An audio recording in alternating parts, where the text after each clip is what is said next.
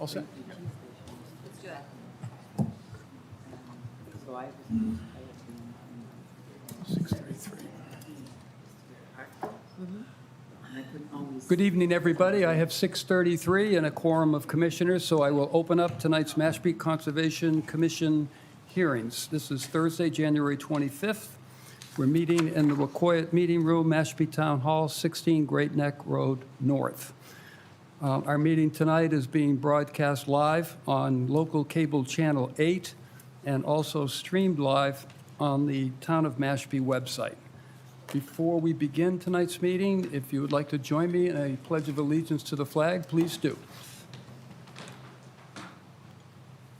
I pledge allegiance to the flag of the United States of America and to the republic for which it stands, one nation, under God, indivisible, with liberty and justice for all.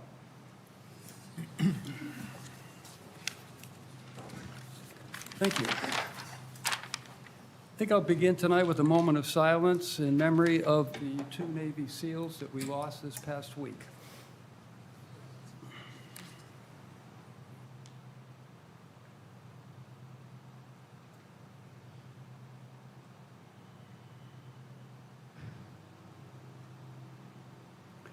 Thank you. First on our agenda tonight is for public comment, and this would be for any issues that are not related to projects that we have posted on tonight's agenda. So if there is somebody in the audience or online that would like to address the commission, this would be the time. Nobody in the audience, nobody online, True, that we have? No. That wants to speak? Okay, great. I'm going to put all the pre- and post-hearing agenda items on hold and move to the first hearing. We started a few minutes late this morning, tonight, so might as well jump right into it. Sure. I'm going to call the 6:30 hearing for 108 Captain's Row, Nicholas M. and Kathy M. DeGuisto. This is a proposed raise and replace embankment steps and deck. The representative is McAllister Marine Construction, and this hearing is continued from 7/27, 8/10, 9/7, 11/2, and 12/7, all of 2023. It is a request for a determination of applicability.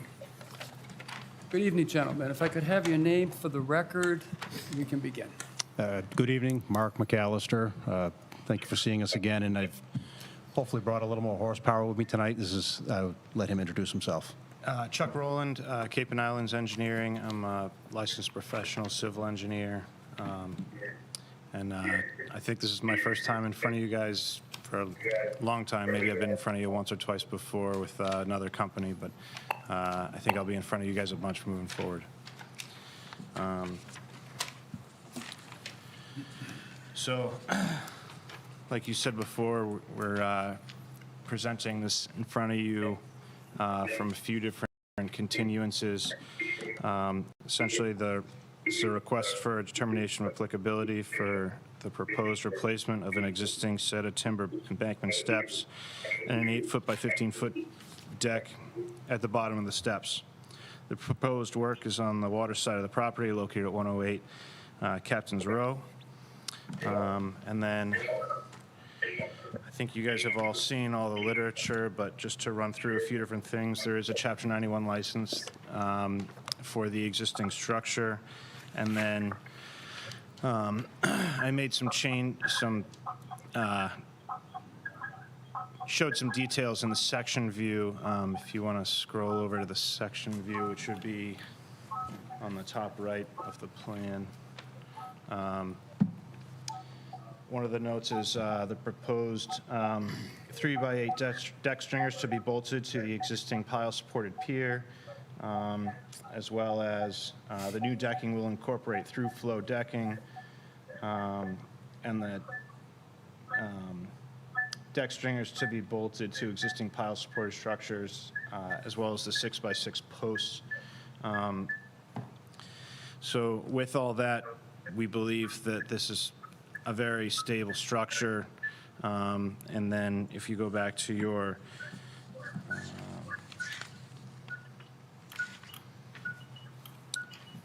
performance standards for land subject to coastal storm flowage, any object or structures constructed or placed on lot within land subject to coastal storm flowage must be properly secured as to be resistant to displacement by the action of storm surge and waves. All such structures must also meet the requirements of the state building code. So this has gone in front of the Zoning Board of Appeals and been reviewed by the building commissioner as part of that filing. And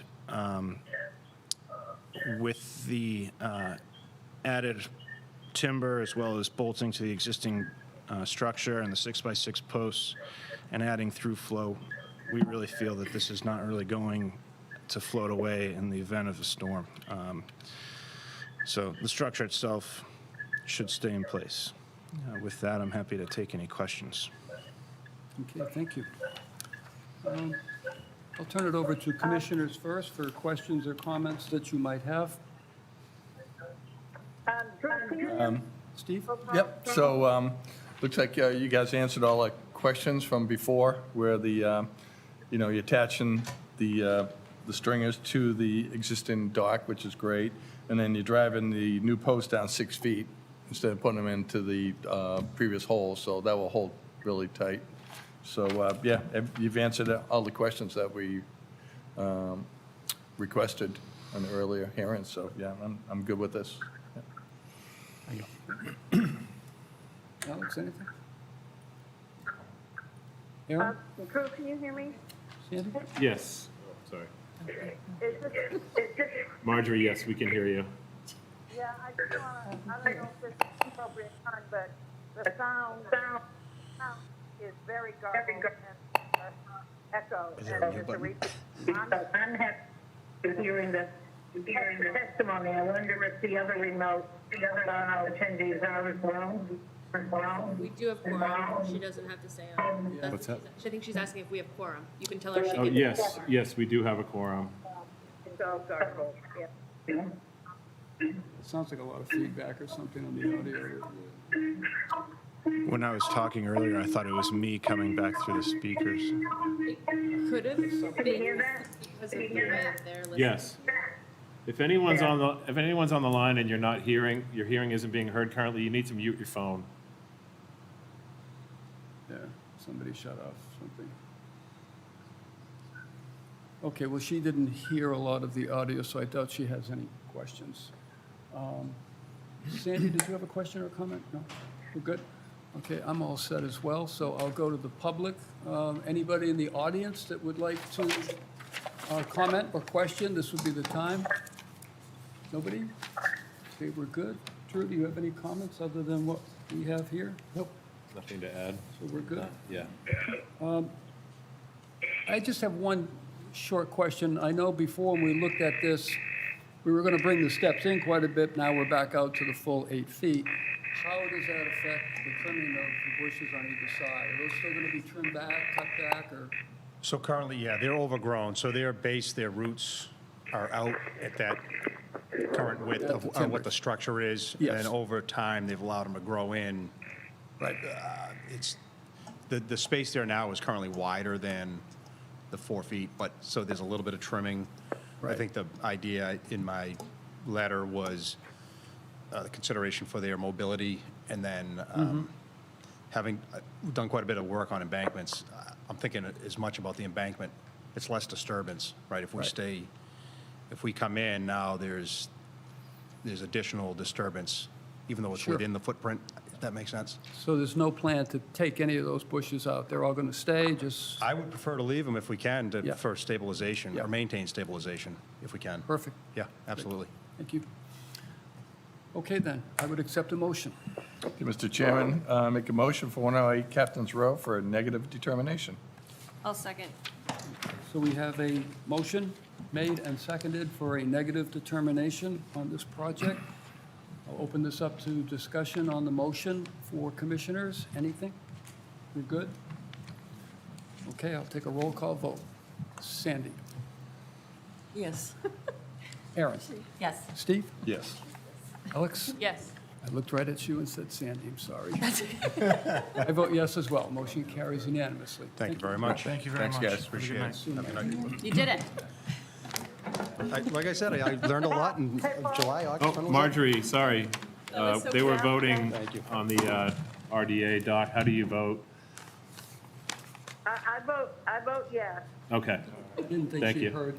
We weren't sure if you could hear us or not. Well, it's so garbled, I just want to make sure, as you go back to it, if I can't hear the whole thing, do you have a quorum? We do. Without my vote? You do have a quorum? Yeah. All right, well, I'll hope that it clears up, but Okay. it's very, very hard to hear the testimony. No, understood. I think somebody had Yeah, an open okay. mic or something. We'll try the next one, and if I disappear, I disappear. No hard feelings. It's just, it's I screaming, wouldn't wanna there's do that. feedback, you know, there's, Yeah, no worries. We understand. okay.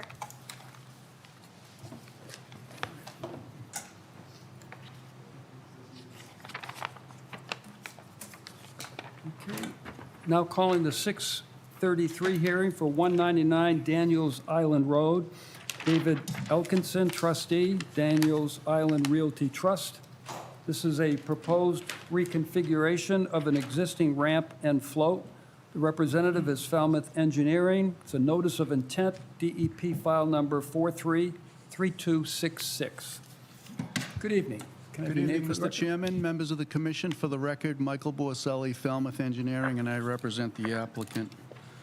Mr. Elkinson is here tonight asking permission to modify an existing licensed pier ramp float structure by simply substituting the existing 8 by 16 float with a reconfigured and new 8 by 25-foot float. It will continue to be fastened with 4 12-inch diameter timber piles. Your regulations allow for a float having an area up to 200 square feet, and Mr. Elkinson has a boat that is different than the previous owner's boat, and it would do 2 things. It would make it easier to dock, and it would put his stern and his propellers in deeper water. The piles will be driven. There's no other proposed work to the pier. The same ramp would be used. It would just be reset on the new float. We are aware of the letter from the Department of Natural Resources regarding mitigation.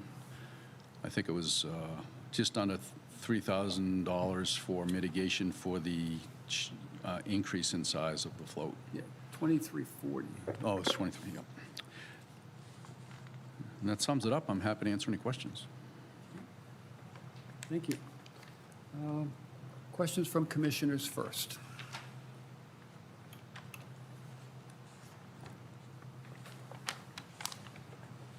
No questions. None? Alex, you all set with that? Yeah. Aaron? Sandy? Marjorie hear everything online? Does she have any questions? Marjorie, do you have any questions on this application? No, I don't, but I'm still having a lot of difficulty hearing it, so, no, I don't. I've gone through all of the paperwork that we've got for it, so I think we're good. Okay, thank you.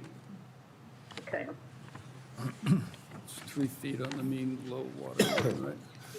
Okay, I don't have any questions either, other than that low water line looks fine. I will go out to the audience if there's any questions or comments on this project. Don't see any hands raised. No one else online, Drew? No. Would you like to comment?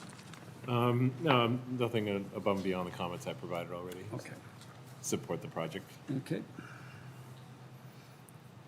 Okay, so I think we're all set. I would accept a motion. if we Okay, have- Mr. Chairman, I make a motion for 199 Daniels Island Road for close an issue on the notice of intent filing with the conditions for, to meet the docks and piers, Chapter 172, Regulation 27, and payment of the shellfish mitigation fee in the amount of $2,340 as per the Shellfish Constable's recommendation. Fee must be paid prior to dock construction. No, second. Thank you, Alex. Motion made and seconded on the table for discussion. No discussion? Marjorie has nothing to add. I'll take a roll call vote. Alex? Yes. Steve? Yes. Aaron? Yes. Sandy? Yes. Marjorie? Yes, yes, yes. And then I have to give my apologies. I really can't hear much of what's being said, so if you've got a quorum, I'm just gonna bag out. Okay, thank you, Marjorie. Okay, thank you. All right, yeah. Okay, thanks, sorry. I vote yes as well, so that motion carries unanimously. Project you. approved. Thank you.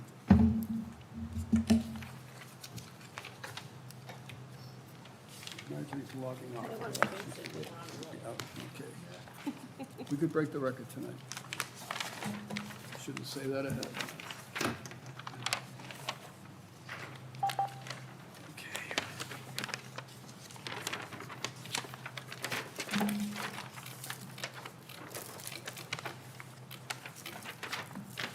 Now calling the 6:36 hearing for 17 Monomoskoye Road West. Briara D. and Elena C. St. John trustees. Virus St. John Trust. Proposed raise and replace of a single-family dwelling. IA septic upgrade, attached garage, landscaping, hardscaping, and mitigation plantings. The representative is Falmouth Engineering. This is a notice of intent, DEP file number 433265. Good evening, gentlemen. If I can have your Good name for the evening record. again, Mr. Chairman, members of the commission. Again, for the record, Michael Borselli, Falmouth Engineering. I represent the applicant, Theria and Alana St. John. The St. Johns are here in the audience tonight with us. I'm also joined tonight, to my right, by Andrew Garroway, the landscape architect who designed the planting mitigation plan. And in addition, Attorney Brian Wall, who represents St. John, is also here to discuss waivers, requirements, and such. This property has actually been before you in the past, and I think it was in 2017. And it issued a favorable order of conditions. Drew, I'm sure, remembers the property. Commissioner Cook may have been on the commission, I can't recall. I think everyone else on the commission was not on that, at that time, commission. But the property was reviewed then with and the new project is similar, and all of the existing regulations and performance standards that apply are still in play. The property is located at 17 Monomoskoye Road West.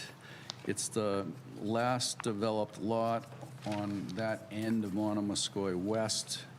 Currently, the lot is occupied by a single-family residence, a detached shed, a gravel driveway, yard areas, lawn, and other appurtenances typical to a residential lot. The wetland resources of note include to the towards Hamlin Pond, a salt marsh, and then there's a small fringe of bordering vegetated wetland. And the balance of the lot is within land subject to coastal storm flowage.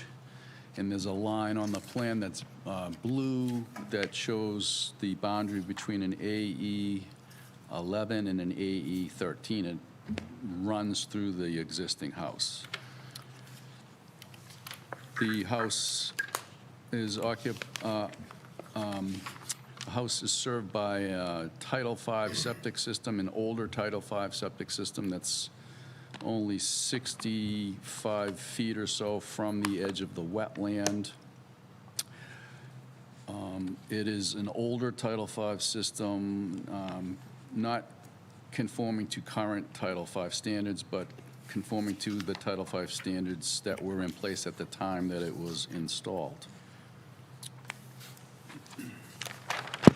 The new project proposes to demolish the existing house and shed and construct a new house with attached garage. The new house and attached garage have been designed by Hutker and Associates Architects, and it's been designed to meet all current FEMA standards for construction in an AE zone. By that I mean the first floor elevation of the habitable portion of the house will be elevated above the base flood elevation of 13.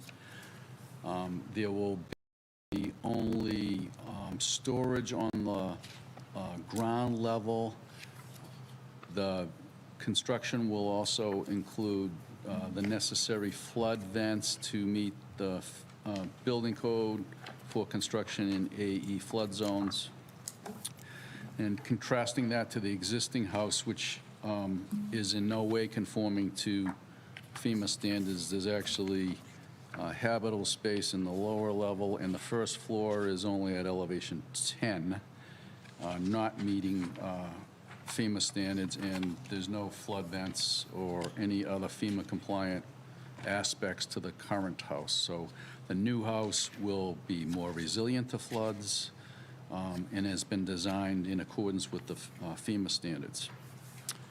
In addition to that proposed activity, the applicant is proposing to install a new septic system that not only will be in conformance with Title V in the town of Mashpee standards, it'll also include an innovative alternative septic system, a nitro system, which is probably the best technology available currently in Massachusetts to treat for nitrogen and to reduce nitrogen loading to the groundwater.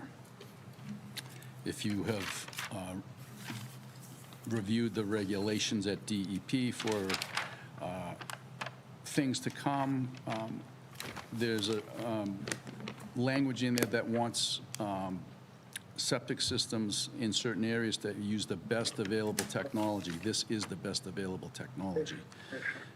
In addition to the new IA system design, we also submitted to the file the nitrogen calculations, and they show that we're significantly below your target loading rates.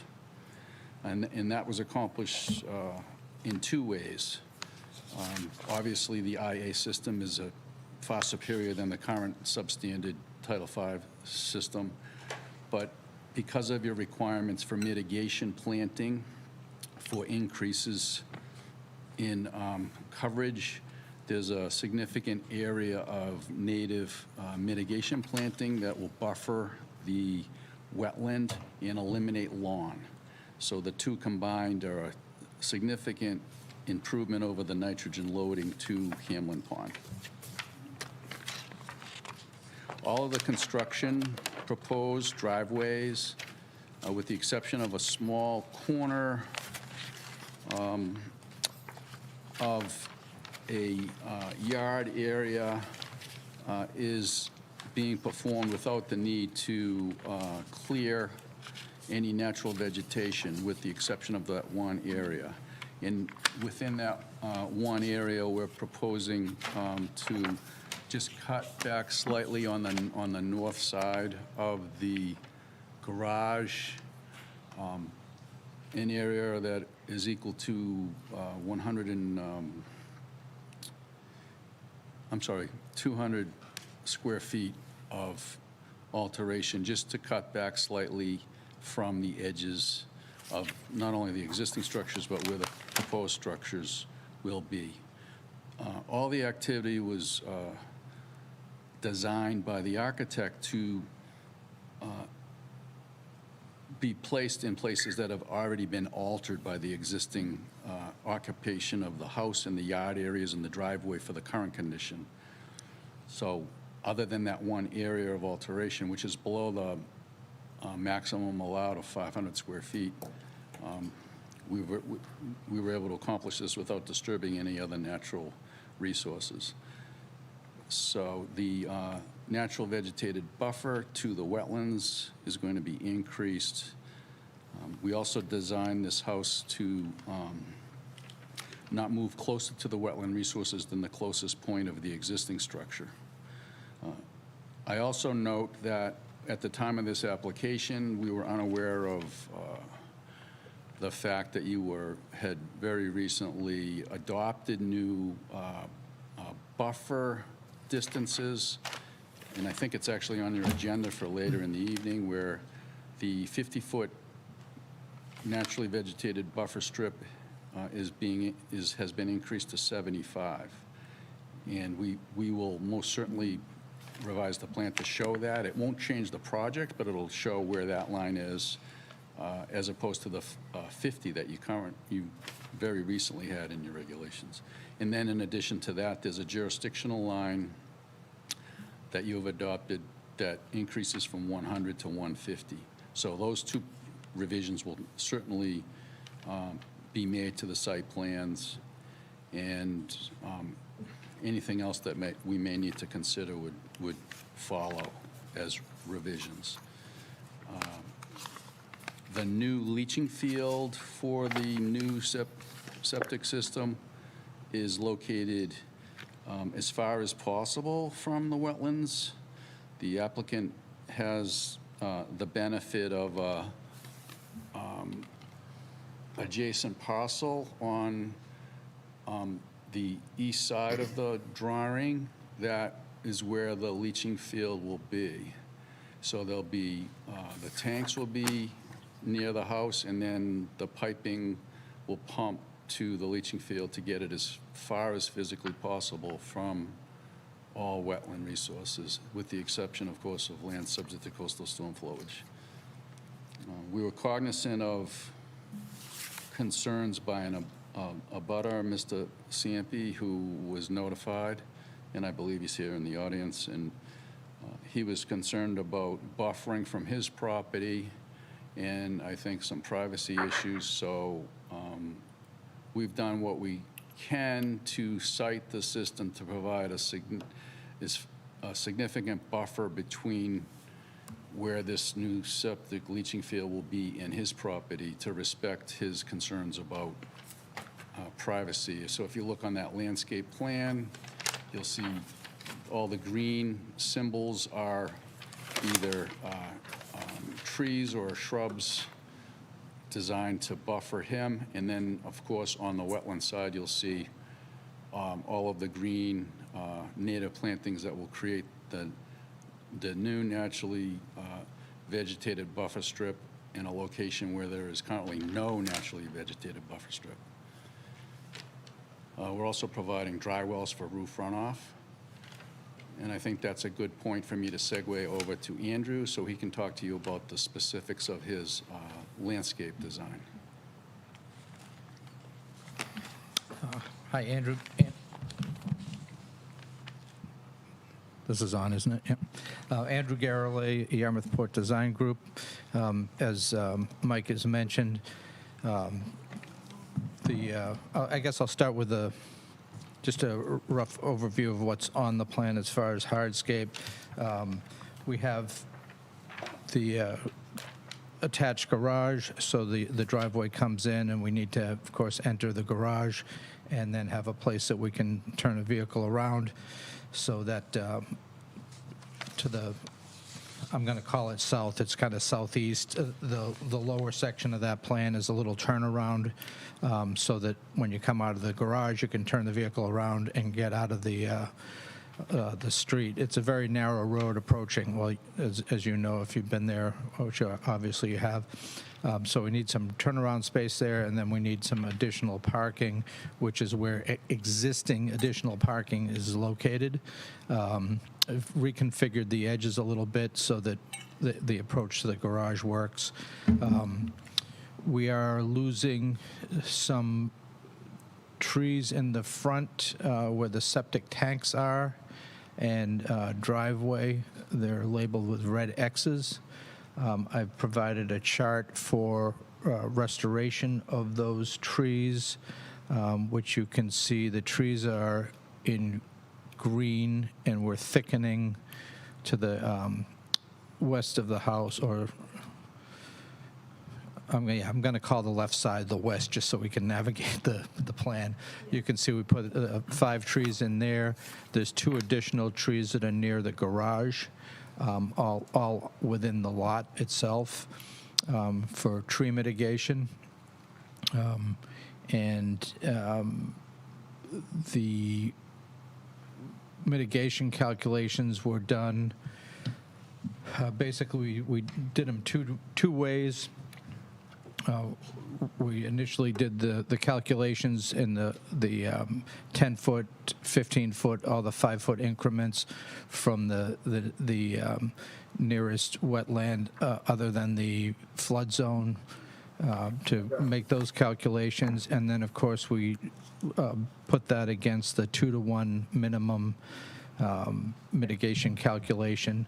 The 2-to-1 outweighs the calculations by increment, so that's the number that we used as our standard.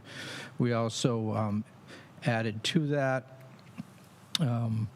we had that disturbance of the naturally vegetated buffer that's shown on the east side of the plan as we're looking at it, that's shown in hatched area that Mike talked about before. It's 200 square feet. Even though, because it's under 500 square feet, there wasn't a requirement to restore it, but we added that to our mitigation calculation to be good stewards. So we offered up, I got to look, I have so many numbers on here, I got to look to see what I used for the actual square footage. Oh, God.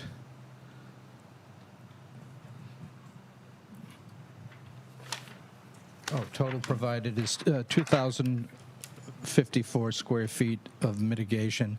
And I took a direct offset from the bordering vegetated wetland, so we have a nice even buffer.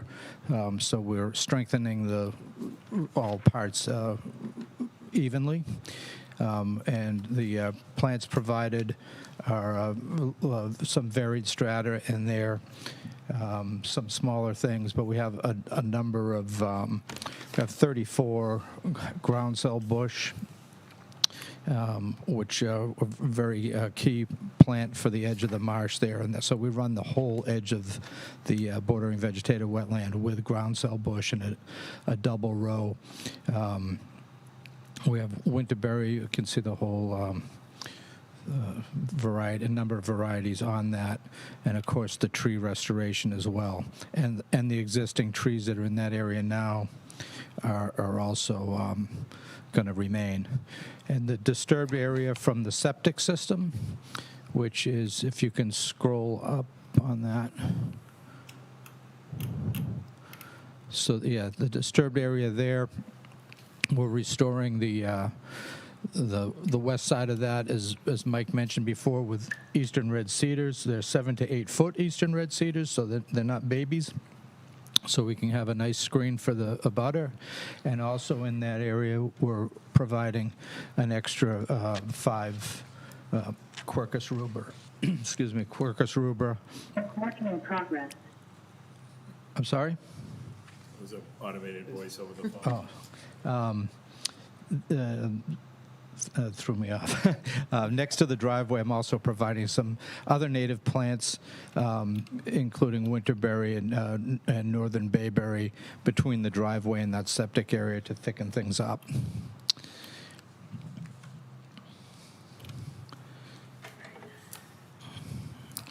And I think that's about sums it up. And some ornamental plants around the house itself, of course.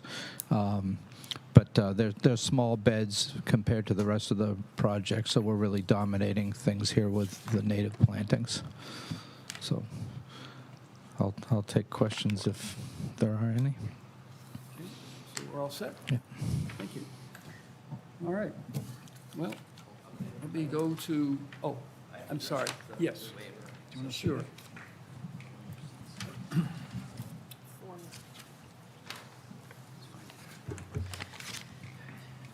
Good evening, Mr. Chairman, members of the commission, For the record, my name is Brian Wall. I'm an attorney with an office in Sandwich, and I'm part of the team representing the applicants tonight, and my job is to address the waiver requirement. We did have a pre-filing meeting with Mr. McManus about this project, and he suggested that it requires a waiver under regulation number 12. I respectfully disagreed with him because the way that I read that regulation, it applies to alterations that occur in a naturally vegetated area, and all the alterations that we're proposing here are occurring in an already disturbed area. But I'm not here to argue that. I just wanted to make a note for the record that we do make that contention, but we are asking for a waiver. And if you turn to the provisions of Regulation 12, Section 4, it directs that the commission address 3 criteria when considering a waiver. The first is how compelling is the need. The second is in what degree are normal standards being asked to be put aside. And thirdly, what degree will compensatory or mitigation measures offset the impacts? So I'm going to take them one by one. There are a couple of compelling needs here. As you heard the presentation, the property is in the flood zone, and the existing structure is below the floodplain. It's at elevation number 10. So there's a compelling need to increase the height of the structure and make it comply with the flood zone requirements under FEMA, also so that it will be able to be insured.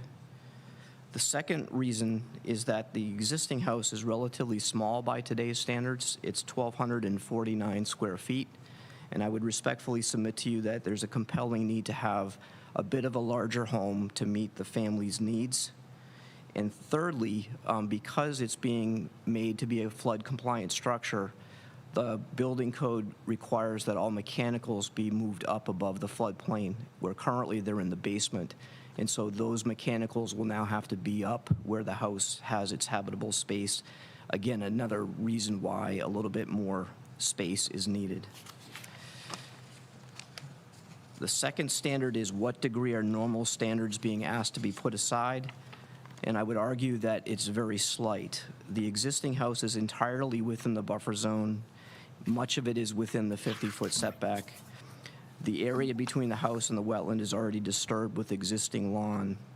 The proposed house will not be closer to the existing wetland than the closest point, although there is a small expansion of footprint within the 50-foot setback.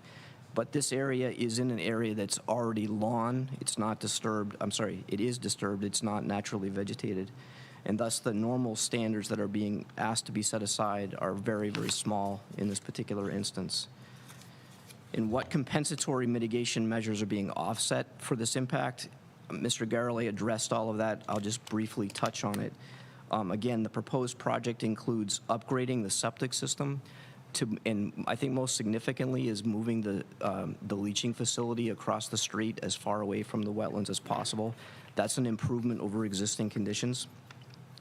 The septic system includes nitrogen removal, and the mitigation exceeds the amount required by your regulations and includes 7 trees. So for these reasons, we would respectfully submit that the requirements for a waiver in Mashpee, a waiver, have been met. One other matter that I'd like to touch upon before I yield the floor is what Mr. Borselli started with when he began his presentation. Both Mr. Borselli and I represented the prior owner of this property. His name was Jack Carter. And Mr. Carter had some vision for this property and hired Mr. Borselli and myself to come before this board for a proposal that's very similar to the one that's before you now. It was to demolish the existing house and replace it with a new, larger house. The projects aren't exactly the same, but I think that they're very similar. And in this commission back in 2016 approved that project. And I think what's very important is that Mr. Carter did not proceed with that project, but he did decide ultimately to put the property on the market. And when our current clients, Mr. and Mrs. St. John, looked at this property, they did their due diligence and they were aware of the 2016 permit. And in fact, they actually met with Mr. Borselli at his office to talk to him about what could be reasonably expected with regard to a slightly different project. And so they bought the property knowing about the prior approval, and they acted in reliance upon that. And I know that the commission has recently made some changes to its regulations. Again, Mr. Borselli touched upon these. You've increased the distance to your buffer zones, and you've made a number of other changes. But we reviewed the regulations, and none of the changes actually affect this project. And so again, with all respect, I would suggest that the commission should act consistently and review this project similar to the way that it reviewed the last project. And the board did approve that project, and we'd ask you to approve this one as well. And with that, I turn it over for questions. Thank you. Okay, I'll start with commissioners that have questions or comments.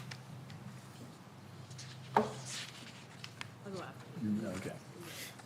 Okay, so the first question I had, is the road a public road, town of Mashpee, or privately owned?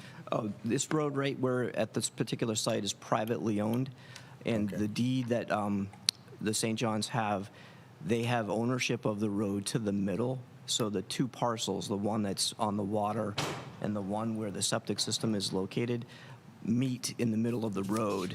And there are public, not public, but there's an easement by certain people in the neighborhood to pass and repass over that area.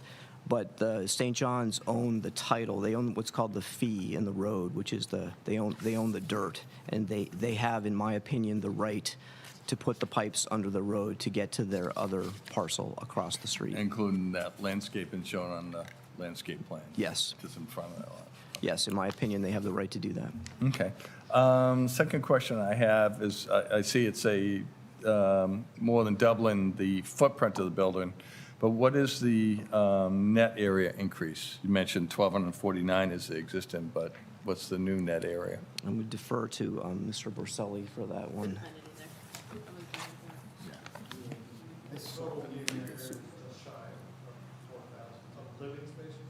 Well, if the town's definition of net area, so apples are apples.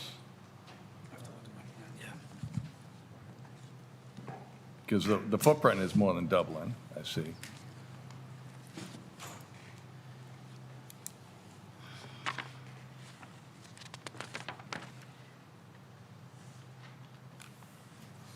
So the existing structure area under the general notes for existing conditions is 1,544. That's the footprint. Yeah, and Right. what is your question? In the narrative, you guys mentioned net area, 1,249. That's the reason why you guys want to go for a larger home. So what's the new net area? I think it's 3,264. Well, I can tell you what the new footprint coverage is, which is 3,294. Right. Yeah. So you don't have a number for the new net area, even though you mentioned a net area in the narrative? As a reason for getting a larger home? Well, you'd have to define what you mean by net area. Do you mean just footprint to footprint? No, that's Gross total. floor area? Gross floor area. That's what the town has for net area on their Oh. number. The 1,249 matches up with the assessors database. 1249 is not the ground floor area, that's the Right. living space in the second. Right, so what's the new living space? So there's just shy of 4,000 square feet of new living space. 4,000. Okay, thank you. New. And then how much area of the parcel across the street of the 3,879 square feet will be disturbed for the leaching field?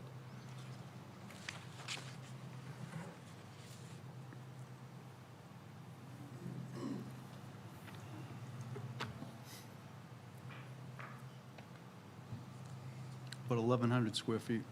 And that's for the, to excavate for the leaching field with a little bit of space around it for working and, of course, to install the pipes. Okay, was that 1,100 square feet picked up in the mitigation plantings? Are included in that? I can address that.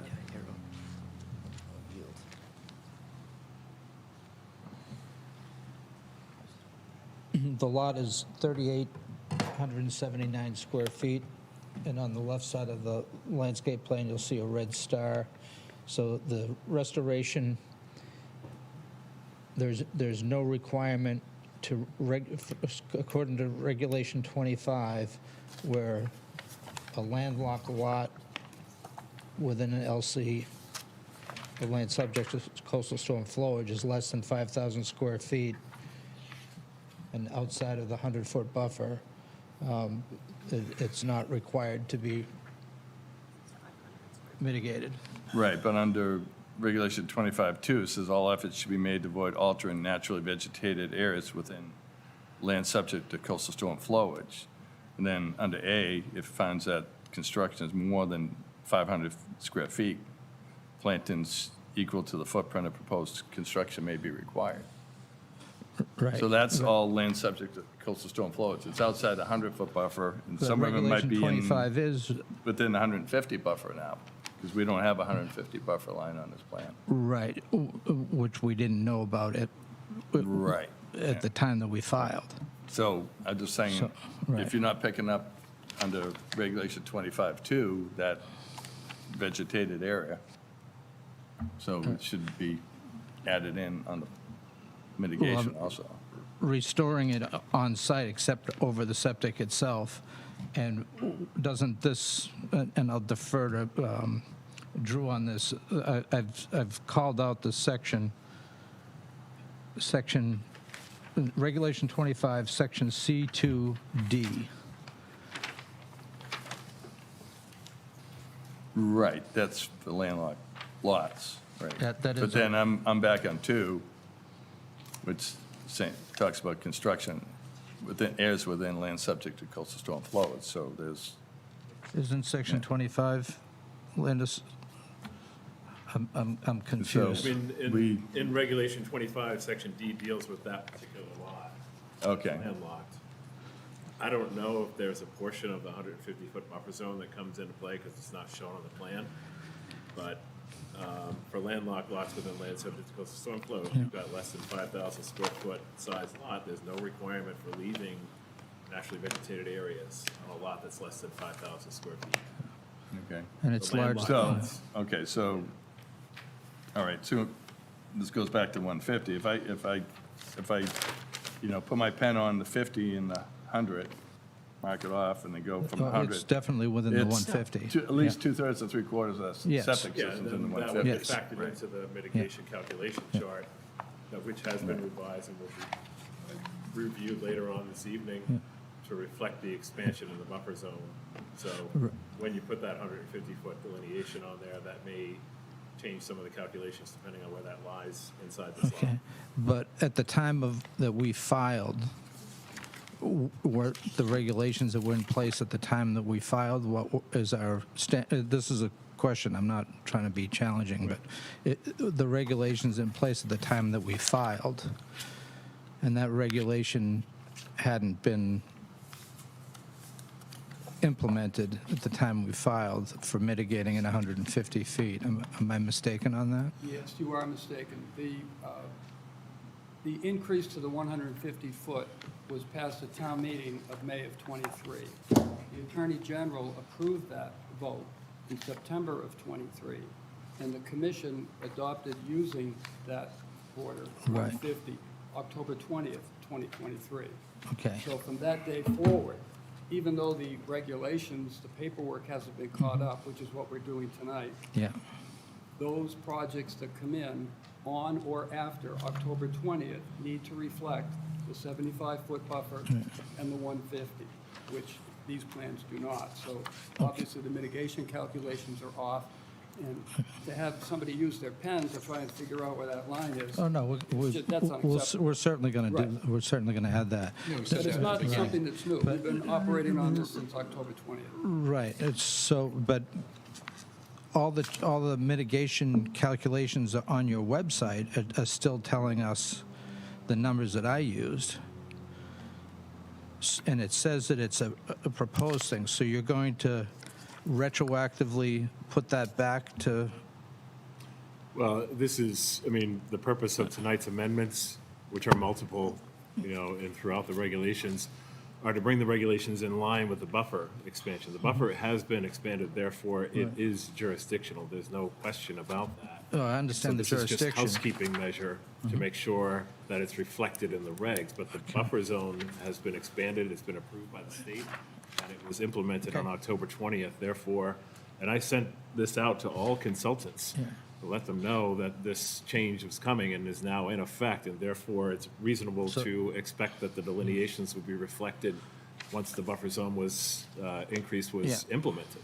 Okay, but I'm asking specifically about the calculation chart. Right. So is the calculation chart retroactive as well? I'll address Yes. that. With all due respect, I think that we can work with this, but I just want to state for the record that I fully agree with everything that was said. The jurisdictional expansion is law now. That's set in stone. But coincidentally, what's on your agenda for later tonight is to update your regulations, including the chart. So if you look at the chart right now as we sit here, 20, 30 minutes before you address it, there's no mitigation requirement beyond 100 feet. And so I think that what you've done is you've increased your jurisdiction, and then tonight you're going to increase your performance standards. But we're subject to the regulations that were in effect when we applied. So we have to ask for a continuance because we don't have the jurisdictional lines on there. And I think that we're not subject to the vote tonight because we filed before. But having said all that, we will look at that because we're here to get a permit and we want to work with you. But I just wanted to state that for the record. So noted. Thank you.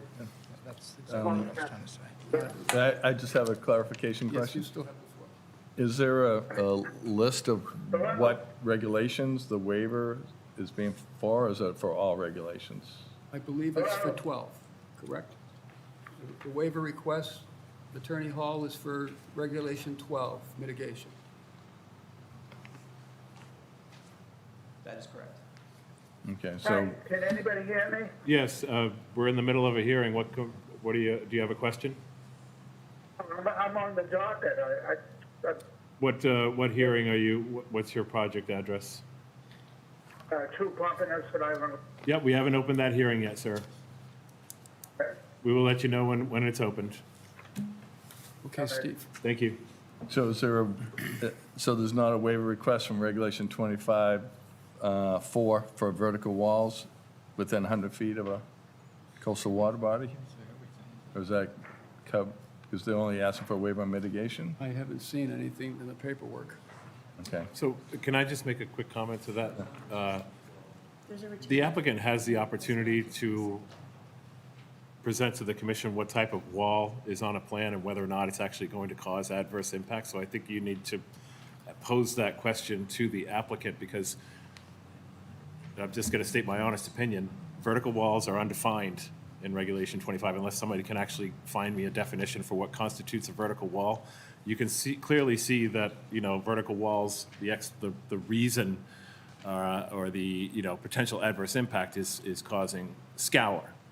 But it's Right. all predicated on what type of wall is being constructed, how well it's constructed. And so those sorts of details should be taken into consideration. Just because you see the term vertical wall in a flood zone, I think that needs more definition.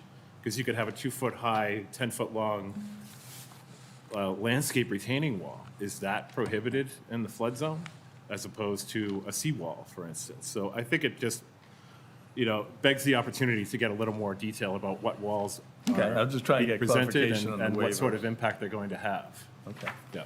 Yeah, because I look at the plan, and Mike mentioned that the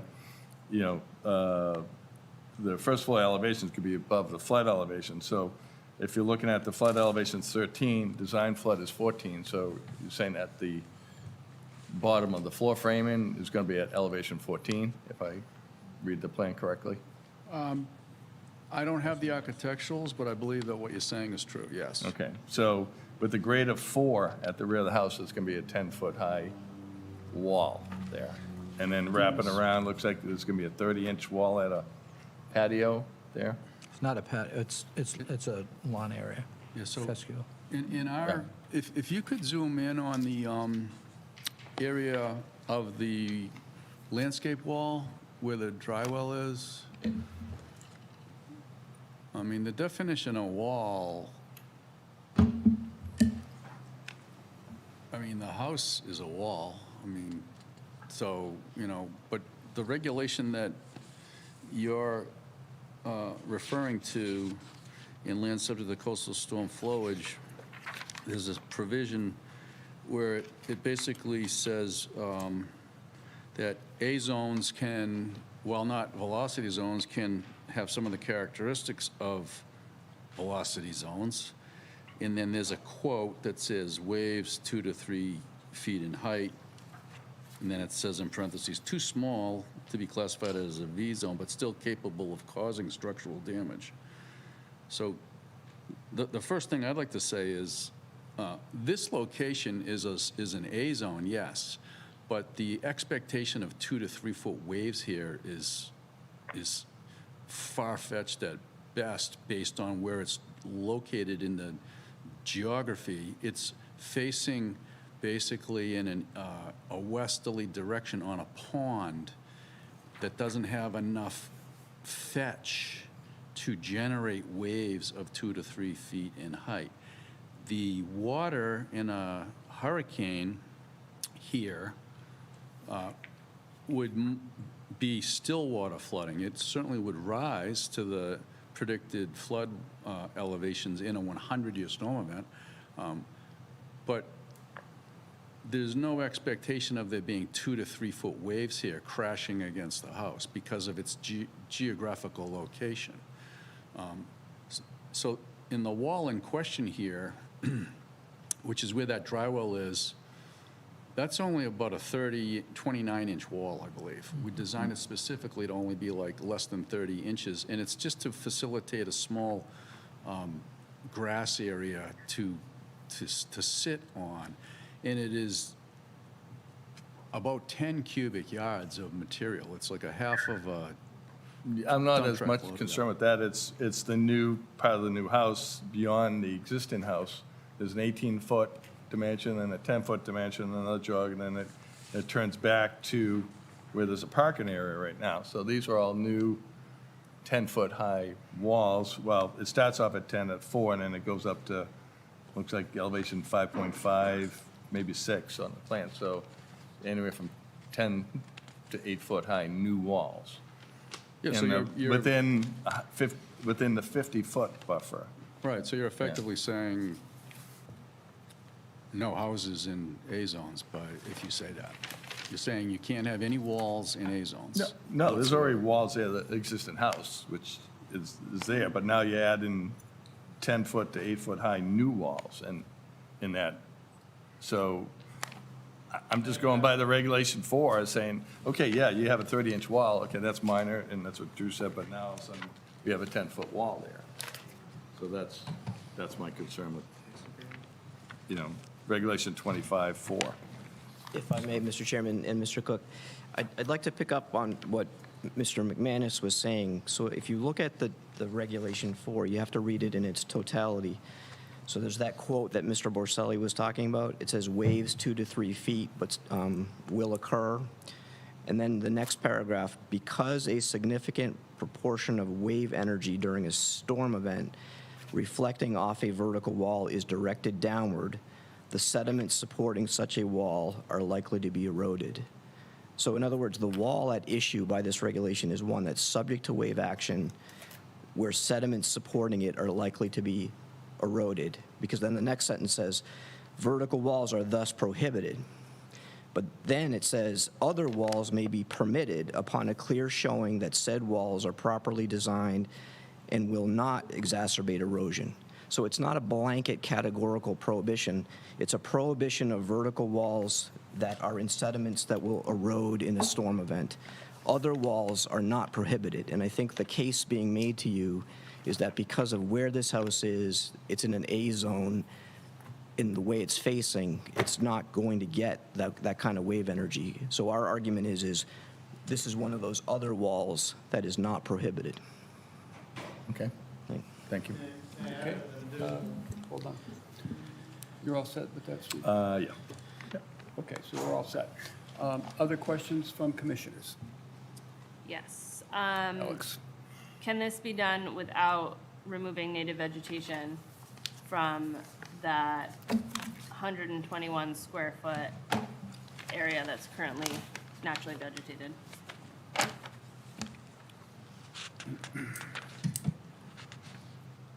It's just for work access.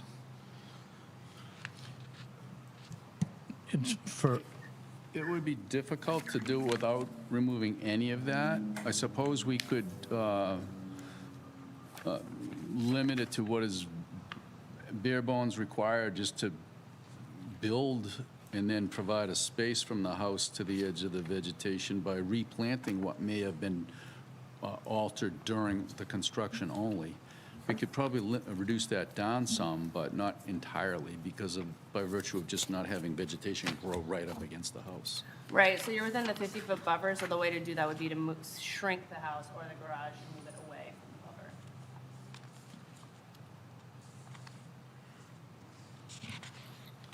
So where we're probably going to get hung up tonight for the next probably 45 minutes is that you're expanding in the flood zone within 50 feet. And truly, I mean, the whole 75-foot buffer that's not on here, we know that, but it's an expansion within that area. Sure, you can say it's previously altered area. It's still an expansion in the flood zone, and you're taking away some of the native vegetating buffer strip to do that. I don't see a compelling need to remove that buffer strip. And I think we would need to see more mitigation. any reason we can't slide up this over No, I 5 was feet? just thinking the same thing. Can I ask a question? The project that was approved in 2016, that was similar to this one, Yeah, I don't know anything about it. the net living area that you're proposing for this is just under 4,000. What was the proposed living area for the project that was approved in 16? Do you have an idea? I'll have to get back to you on that. Okay. I don't know the Be answer. interested to know what that is.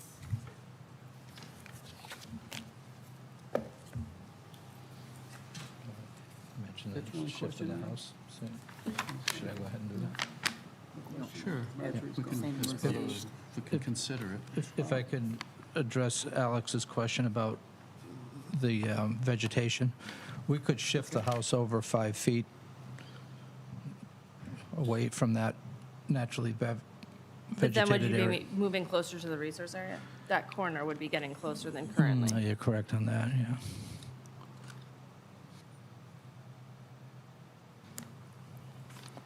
We could have a look at it.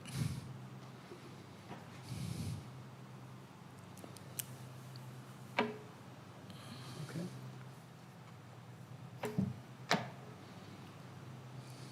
So we're all set. Thank you. Or, I mean, I'm not trying to shut you off. no, yeah, I think we need to figure out how to get to it, whatever we're going to ask for in a continuance, so. Right, okay. All right. In terms of the 75-foot buffer, I notice you also have the ACEC boundary placed on the map as well. And I believe, when I look at that boundary, that it's somewhat out of ways from the wetland boundaries. It doesn't coincide exactly with the wetland boundary, but when you look at the ACEC map, this whole area of Monomoskoye, the boundary says that it coincides with the wetland boundary. So I believe in what I've looked at with the ACEC maps for Wacoya Bay, and when I look at this diagram, I don't think the two are the same. It looks to me as though the ACEC boundary needs to come into the boundary of the wetlands, because that's what it calls for on their map. And we also have Regulation 14, which deals with ACEC and work within the buffer zone. So I want to make sure that when you draw your new buffer zone delineations, that everything lines up the way it should. That was my concern. So, no other questions from commissioners? I'll go out to those that are in attendance. If there's any questions or comments that you would like to make at this point, this would be the time. Sir? Can you come up you to have the- come up yeah, to the microphone microphone. so everybody can hear and everybody gets recorded. And again, your name for the record? Sure. Berea St. John, trustee of Berea St. John Okay. Trust. As a point of clarification, and with respect to wave action, I think it's important to note that there's 115 feet of marshland, including a dune out at the end of the dock that prevents any wave action. So during even the harshest of storms we've seen over the last 3 years, there's never been any wave action at the property. And then the other thing I'd like to note is we are pulling the existing foundation further away from the resource area. So I do see that as a net benefit. There's one area where there's an overhang, a cantilever, but that's the actual foundation wall is getting pulled further away from the existing foundation wall.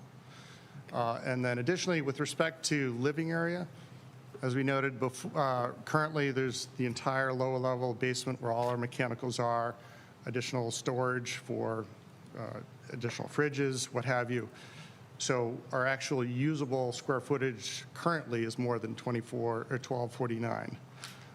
And because we're having to raise all those mechanicals up to elevation 14 plus, and we're capped by the 35-foot limit, the only way to really accommodate our family and the requirements is to go out on the footprint. So we're a family of 5, 3 kids. We bought this property with the objective of hosting our families here for generations. And we bought this with plans, knowing the plans were previously approved. So I'd just like to state that for the record. Thank you. Anyone else? Anyone else that would like to speak, question, comment? None? Okay. Actually, there's one other question that I had, if I could just go back to I don't know, Andrew, if you want to answer this, or Mike.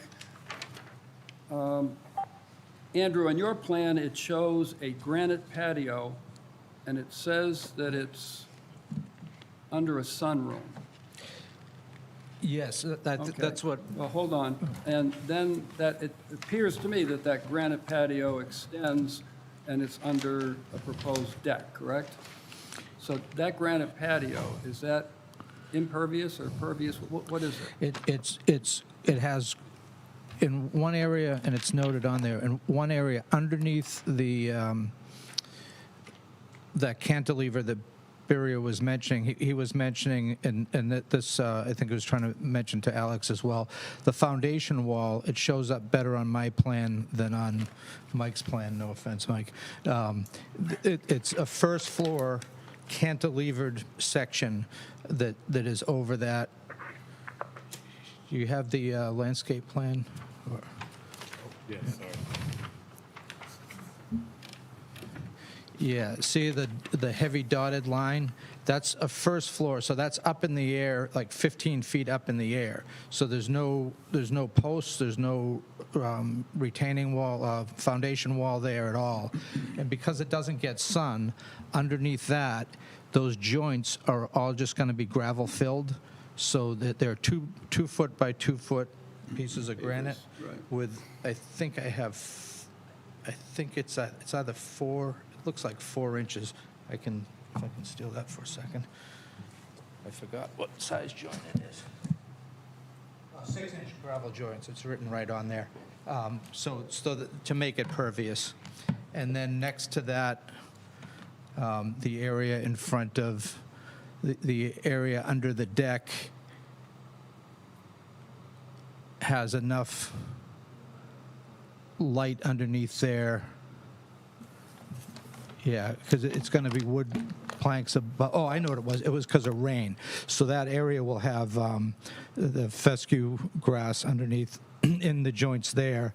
Underneath the sunroom or whatever it is, there's not enough rain. Rain's not going to water the grass area, so that's why it's gravel underneath that.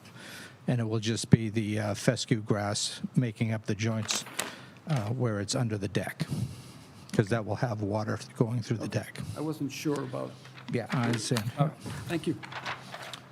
Okay, then, Drew, are there any comments you would like to make?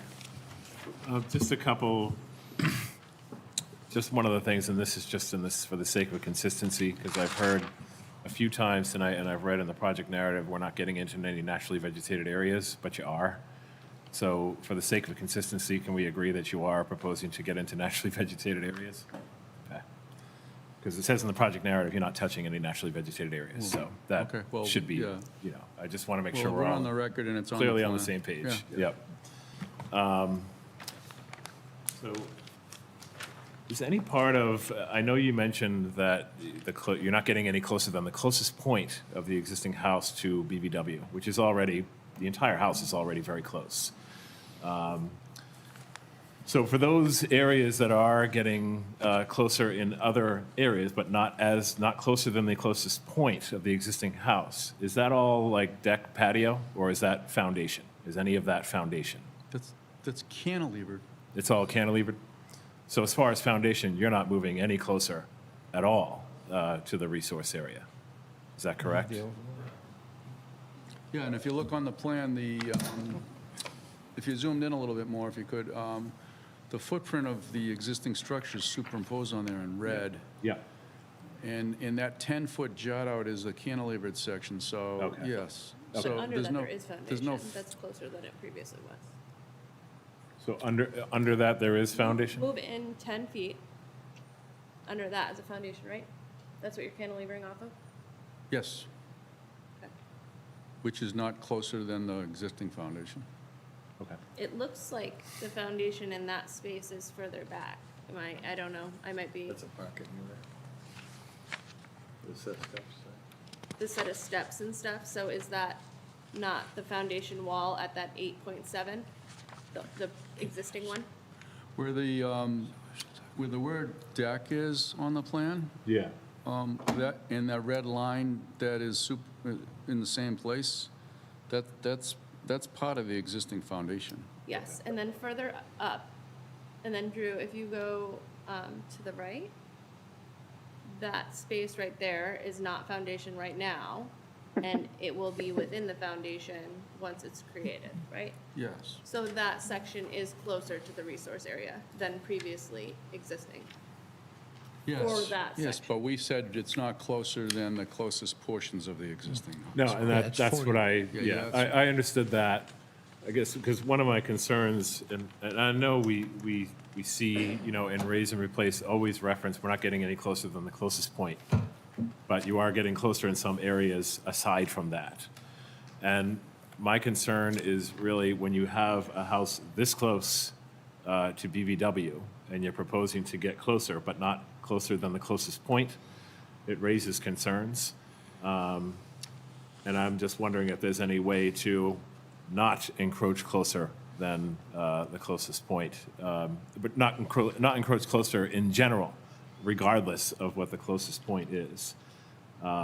Because if you have such a little setback already, it just, I think that, in flooding events, whether they're minor, moderate, or major, it just seems to be the smart move not to move closer, foundation-wise, at all, to the resource area when you've got such a small setback already.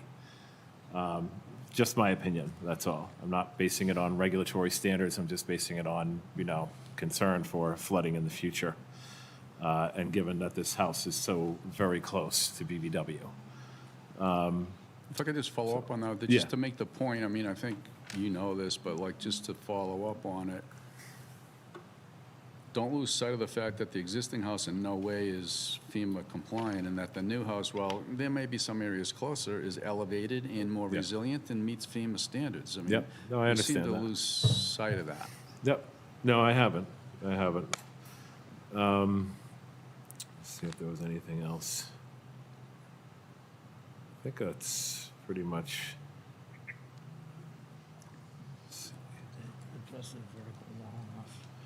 So, yeah, given the, I know that there was mention about the waiver standards and a respectful disagreement as far as how they apply to this particular project, but anytime, it's, and I fully admit there's some confusion and we need to kind of clarify the waiver in general, as it's stated in the bylaw and as it's stated under Regulation 12. For all intents and purposes, both of those criteria are stated both in the bylaw and Regulation 12 as far as getting into previously altered areas with new footprint.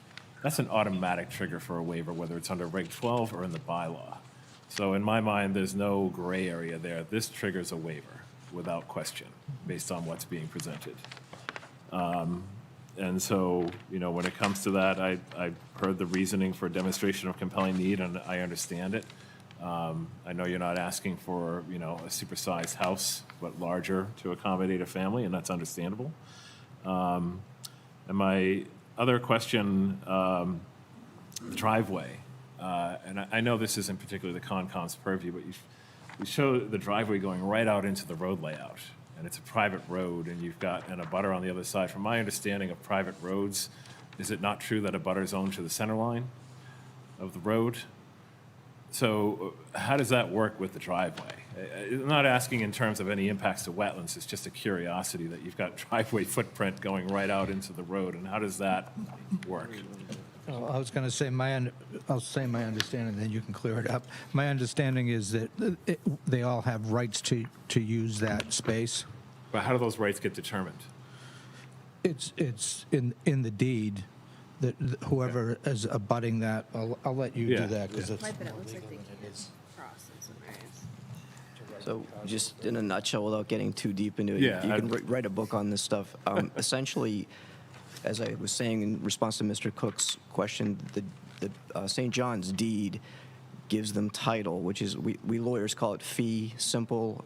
In this case, Yeah. I'll call it the dirt. They own the dirt to the middle of the road, and it's subject to the rights of others in this area as determined by their deed to pass and repass. But the person that owns the dirt can do what they want with that as long as it does not interfere with the other rights of passage. So putting a driveway on a road does not interfere with rights of passage. If they put up a gate or a fence or blocked it off, that would be different. Cobble edging? I'm sorry? Cobble edging? I think it's fine. And if you've been out there, I don't think there's anyone that actually drives beyond. No, Yeah. I just, just a curiosity more than Yeah. anything. Because Yeah. it's kind of stood out on the plan. It's unusual. That's all I have. No other comments. So Alex? I have a question. Do you have permission from Frank Roberts to put the driveway on his half? The St. John's have a right to pass over the entire width of it. Right, and then, but do they have the right, they don't own the dirt on the other half, so Right. can they then put cobbles and gravel on the half that they don't own? Whatever makes it necessary for them to pass.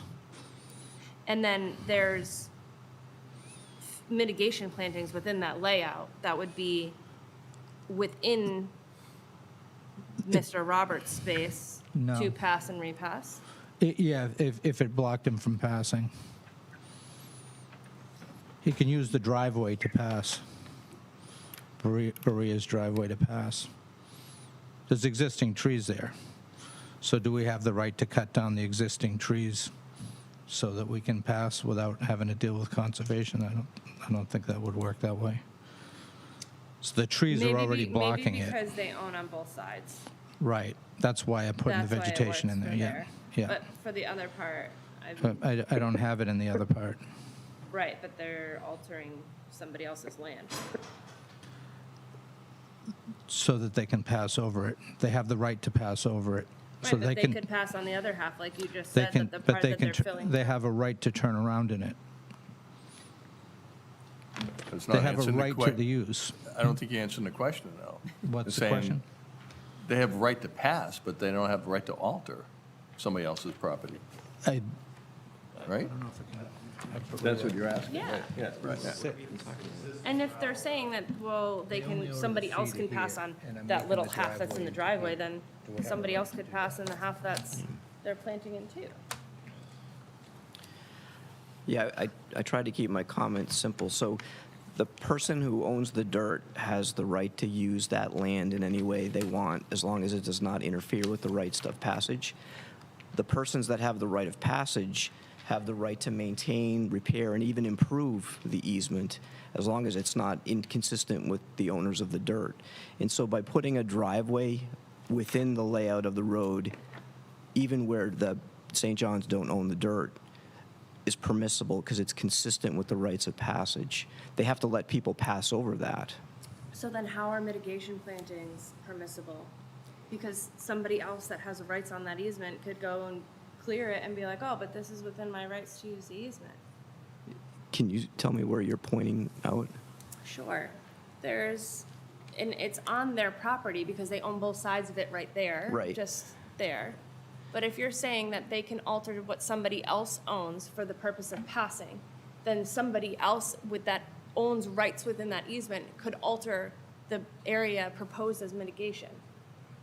I'm not sure, I heard what you said, I'm not sure I processed it right, but the point where the St. John's own the parcel across the street from the subject site, Right. they own the dirt entirely. On both sides. On both sides. Yeah. Yes. On both sides. And they can do things in that area as long as they're not interfering with the rights of passage. And so I would agree with you that by putting some plants there, in that area, they're interfering. But if there's still the ability to get by, it's okay. And I think you have to look at it from a relative perspective that there are already trees there. It's not actively being used for passage as it stands today. And also, I don't think there's anybody that goes beyond this point. And so you have to look at it from a relative perspective, and I would suggest that it's okay. But we already have to look at the mitigation from the conversation about the jurisdictional expansion and catching where the septic is being done. So what I would say to you is we'll look at that during the continuance period. Okay. So, did you have other stuff too? No, I'm good. For the sake of brevity, it looks like we're going to end up continuing tonight. We are. So let's get a list going of what we would like to see so that when we continue it, That's a great idea. um, So I have on my list, the chair asked about the boundary of the ACEC. yep. We were asked to look at the possibility of no closer encroachment of the foundation. Ms. Copeland asked what was the square footage of the living area of the prior approved project. And I think that's all that I had. The delineation, 75 and. Oh, yeah, well, yeah, I'm sorry, that's a given. That's why we're going to ask for a continuance in the first instance, is to correct the plan. There was also some conversation about any possibility of shrinking the footprint, reorganizing the footprint in terms of not having any natural vegetation in, that one section not across the street. I understand. So that was also something that could be considered. Got it. And wasn't there some mention of shifting the entire house 5 feet? I think, That was a I mean, bit, I we think. can talk about that, but I think that when Mr. Garrely said that, and then it appeared that it would push it closer to the resource. Yeah, I think if you reorganize or whatever concept you can come up with, I think would be available for this, so. Yeah, so And- that the native vegetation within the buffer is not touched. Yep. I understand where Okay. you're going. Yep. All right. Anything else? And that's our list? We're good? Good with the list? So on behalf of the applicant, then we would ask for a continuance. Okay. So what do we have for a calendar, and where are we? So we have February 15th is pretty loaded. We've got 1, 2, 3, 4, 5, 6, 7, 10 hearings on February 15th. March 7th at 6:45, if that's acceptable. March 7th, At 6:45 PM. Is that okay? 3/7. Oh, hold on. That would be terrific. Huh? That would be fine, thank you. Okay. Yeah. So 3/7, 6:45 PM. Okay. So we have a request to continue to March 7th, 6:45 PM. I would accept the motion. So moved. Thank you, Steve. I'll second. Thank you, Alex. Motion made and second for that continuance. Any further discussion amongst commissioners? Hearing none, roll call vote. Alex? Yes. Steve? Yes. Aaron? Yes. Sandy? And I vote yes as well. So we're- Thank you very much. We Thank know you. we took up a lot of your time. Thank you We for your feedback. appreciate it. We've had longer ones.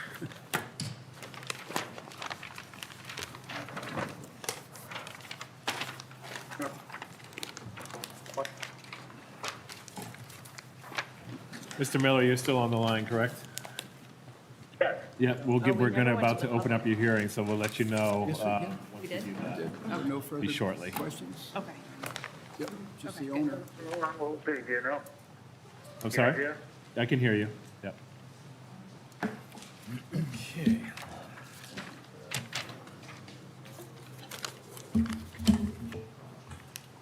We all set to move on? Just going to take a sip of water here.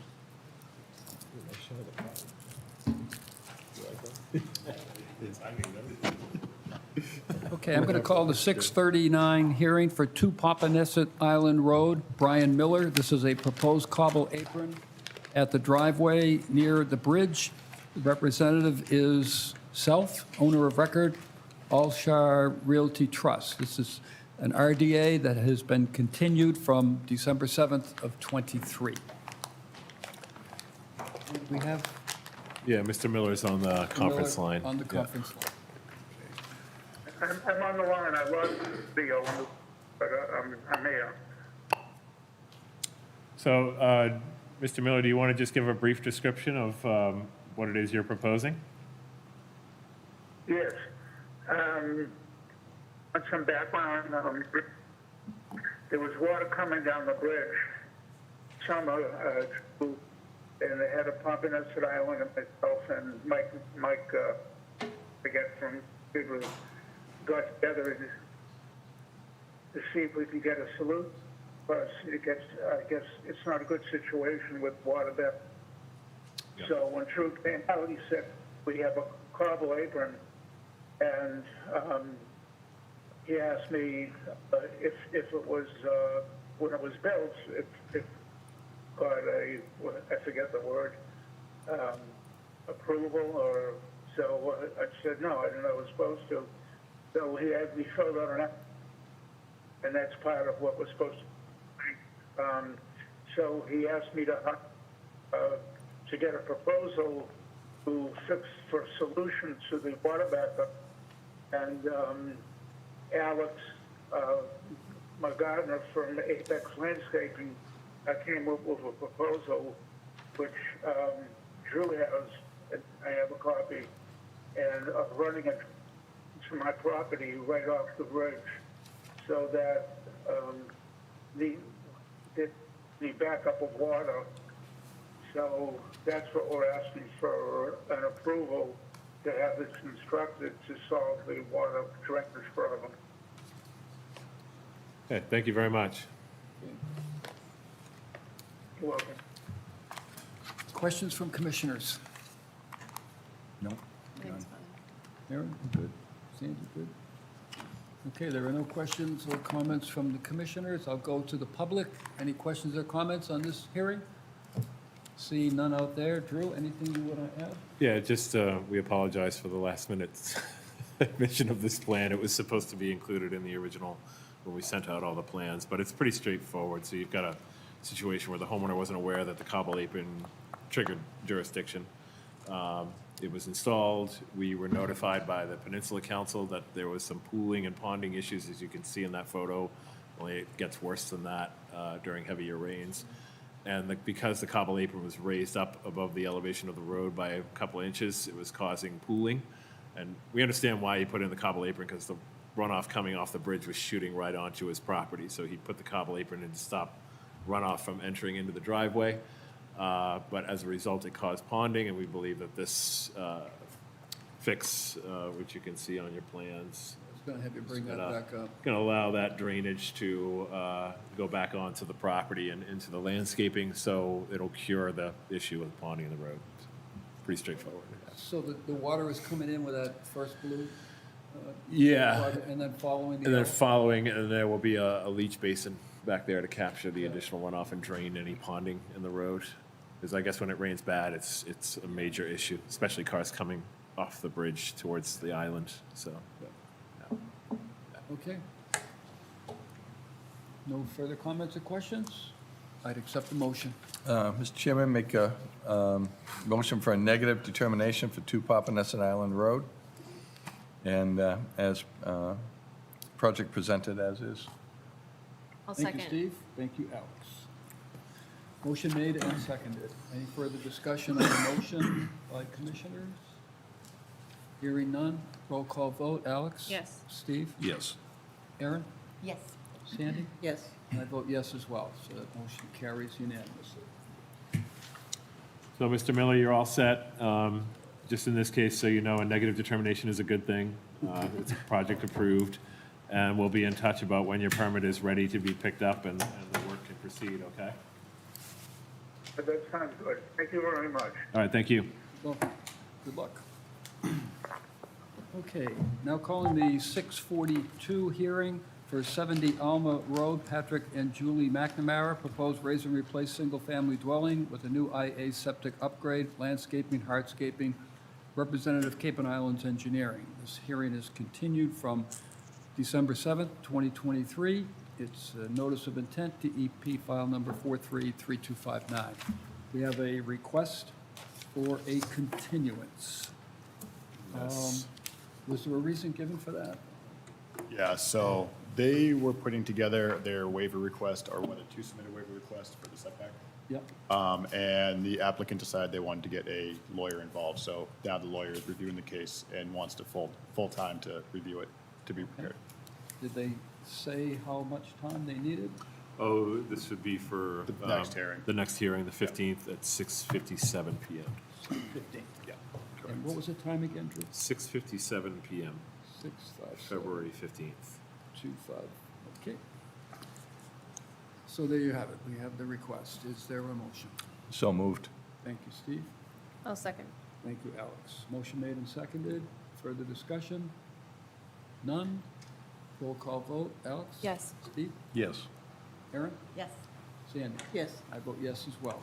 So I'll go on 2:15. Thank you. Next hearing is 6:45, 53 Bluff Avenue, Lorraine G. McBride. Proposed additions to a single-family dwelling. Representative is Marsh Matters Environmental. This is continued from December 7th, 2023. Notice of intent, DEP file number 433260. The request for the continuance on this one as well to March 7th at 6:42.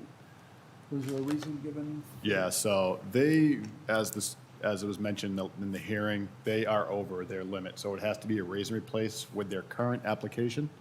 So the homeowner was deciding on whether or not to proceed or to withdraw, and they have decided that they want to revise the plans, come back with a more acceptable application for this board as well as the ZBA. Whether that's going to be a raise and replace or a renovation is yet to be determined, but they need time because they want to redraft the plans. So what is the limit? Half the value of the home? Yeah, 50% of the structure. 50%. Okay. Right, they'll like have to meet flood standards if they trigger it, so. I Right. think that's exactly what it came down to. Exactly. Right, yeah, tough call. Well, anyways, I'd accept the motion. So moved. Thank you, Steve. I'll second. Thank you, Alex. Motion made and seconded for that continuance. Any further discussion on that? Hearing none, roll call vote. Alex? Yes. Steve? Yes. Aaron? Yes. Sandy? Yes. I vote yes as well. Motion carries. Next hearing, 6:48, 53 Lakeview Drive, Kenneth E. Marsters II. Request to extend order of conditions 433103. Representative is Self. And If you want to, we're open. yeah, if you want to just give a brief reason for the extension, that's fine. 100 words or less. 1 minute. Only kidding. Yeah. You me have too. the floor. Oh, your name for the record, sir. Oh, Kenneth Masters. Thank you. For the record. We were in here, I think it was September or so, when we finally got the approval. And then we took a while to order the pool. Well, you know, supply chains, it took a while for the pool to come in. We have started. We haven't been able to continue since January because of the wet weather. So we're asking for a year continuance. It's not going to be a year, but I thought it would just, I always, whenever I've asked for continuances, they've always been a year. We'll hope to have it done in 3 to 4 months. That's what we're asking for. And just for an update, everything that we did there to curb all the runoff that we had on those embankments, it's pristine. It's beautiful. All held. It all held, yes. I had quite a test. I tell you right now, we've had so much rain. It's been incredible. I don't think I've ever seen this much rain. Yep. We see ponding where we've never seen ponding before, and drainage areas where we've never seen drainage area, and it's not going down. Yeah. Yeah. Climate change. I have to agree. We were just up in Hopkinton, and the other day we were dealing with the Conservation Commission, we're on board with that one. It sure is. Tough ride. Okay, so we have a request for the extension. Any questions of the owner? No. Commissioners? None? Anybody in the audience? Drew, anything you would like to add? Just the explanation is fine. Okay, we're good. I'd accept a motion. Okay, Mr. Chairman, make a motion to approve the extension of the order of conditions 433026 for 1 year. And I'll second. Oh, that's, sorry, it's 43-3103. You were reading the DEP. Oh, I'm sorry, 433103. Thanks, Drew. Read the wrong line. I would have done that too. Okay, so motion made and seconded with the correct number. We're good. Further discussion? None? Roll call vote. Alex? Yes. Steve? Yes. Aaron? Yes. Sandy? Yes. I vote yes as well. Thank you very Motion much. carries. Have a good night. Rolling right along. Moving right along. 651, 2 Summersea Road, Summersea Haven LLC. Request to extend order of conditions 433026. Oh, no. I'm sorry. Representative is Falmouth Engineering, Inc. They're not here. You forgot. He left. Ducktail and Randall. Yeah. I'm too tired from the last 2, I guess, that he had. Was there a reason supplied? This one,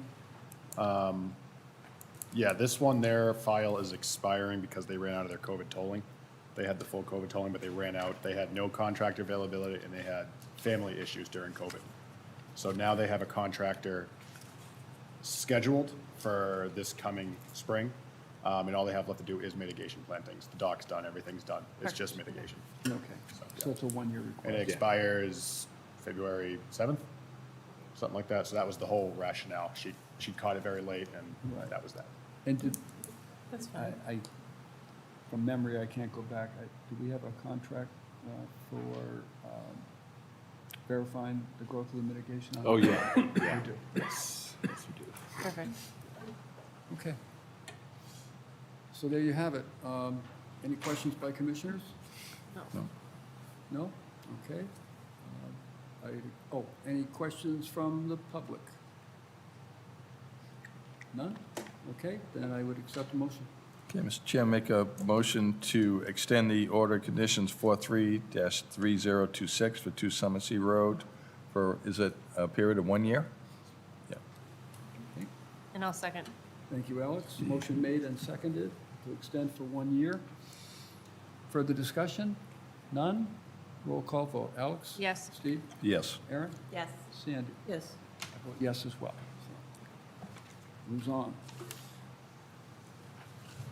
The next hearing is for public comment, and that's 654, Town of Mashpee, public comment for proposed amendment of Town of Mashpee regulations relative to the Wetland Resource Area Buffer Zone, Naturally Vegetated Buffer Strips, NVBS, and Mitigation Calculation Chart, Regulation 12, Mitigation, pursuant to and in accordance with Chapter 172 of the Mashpee Code, Mashpee Wetlands Protection Bylaw, Sections 172.2 and 172.7, subsection A, subsection 1, as amended on May 1st, 2023. So we've done a lot of housekeeping. We've gone through not only the bylaw, but all of the regulations to pinpoint every mention of 50-foot buffer and 100-foot buffers and adjust those out. Drew has distributed to all of us a chart which shows every regulation that is contained in our bylaw that has those number changes that are necessary. Basically, it's all housekeeping. And I actually caught one just the other day. I thought we had them all because the bylaws review subcommittee looked at it, and I think we found a couple that day as well. But then in going through, I was looking at the ACEC thing on this other, and I said, wait a minute, there's a 51 that I think we might have missed. Yep. But we caught that in the nick of time. And I don't know why. do it all again. But I didn't see anything. Not No, that- I did the same, and I didn't see anything. think we're good. We're good. But I confidently say stopped we got trusting my eyes. I did a find and replace with Microsoft with 50s. So I'm going to blame it on Bill Gates if we missed one. There you go. I didn't even think about doing it that way. Yeah, well, see. It's a nice way to do it. It really is a That's nice how way I do to it do it. sometimes. Wow, yeah, that's, yeah. Okay. So when I go to make the changes, can you show me how to do that, please? Yeah, it'll cost you. It's awesome. So you all have that chart, and are there any questions or comments? Oh, you can take, Sandy, you can take this. I've got one electronically here. Wasn't in the packet. You're talking about the one that was in our package, right? Oh, is it in our packet as well? Yeah, I think it's on Yeah, the way it's in our back. packet. Yeah, it should be in there. Okay. See it in the packet. It's in the Yeah, it's furthest in back. the all the way in the back. All the way in the back. Yeah, yeah, it's the last hearing. Yeah. I just want to make sure. Oh.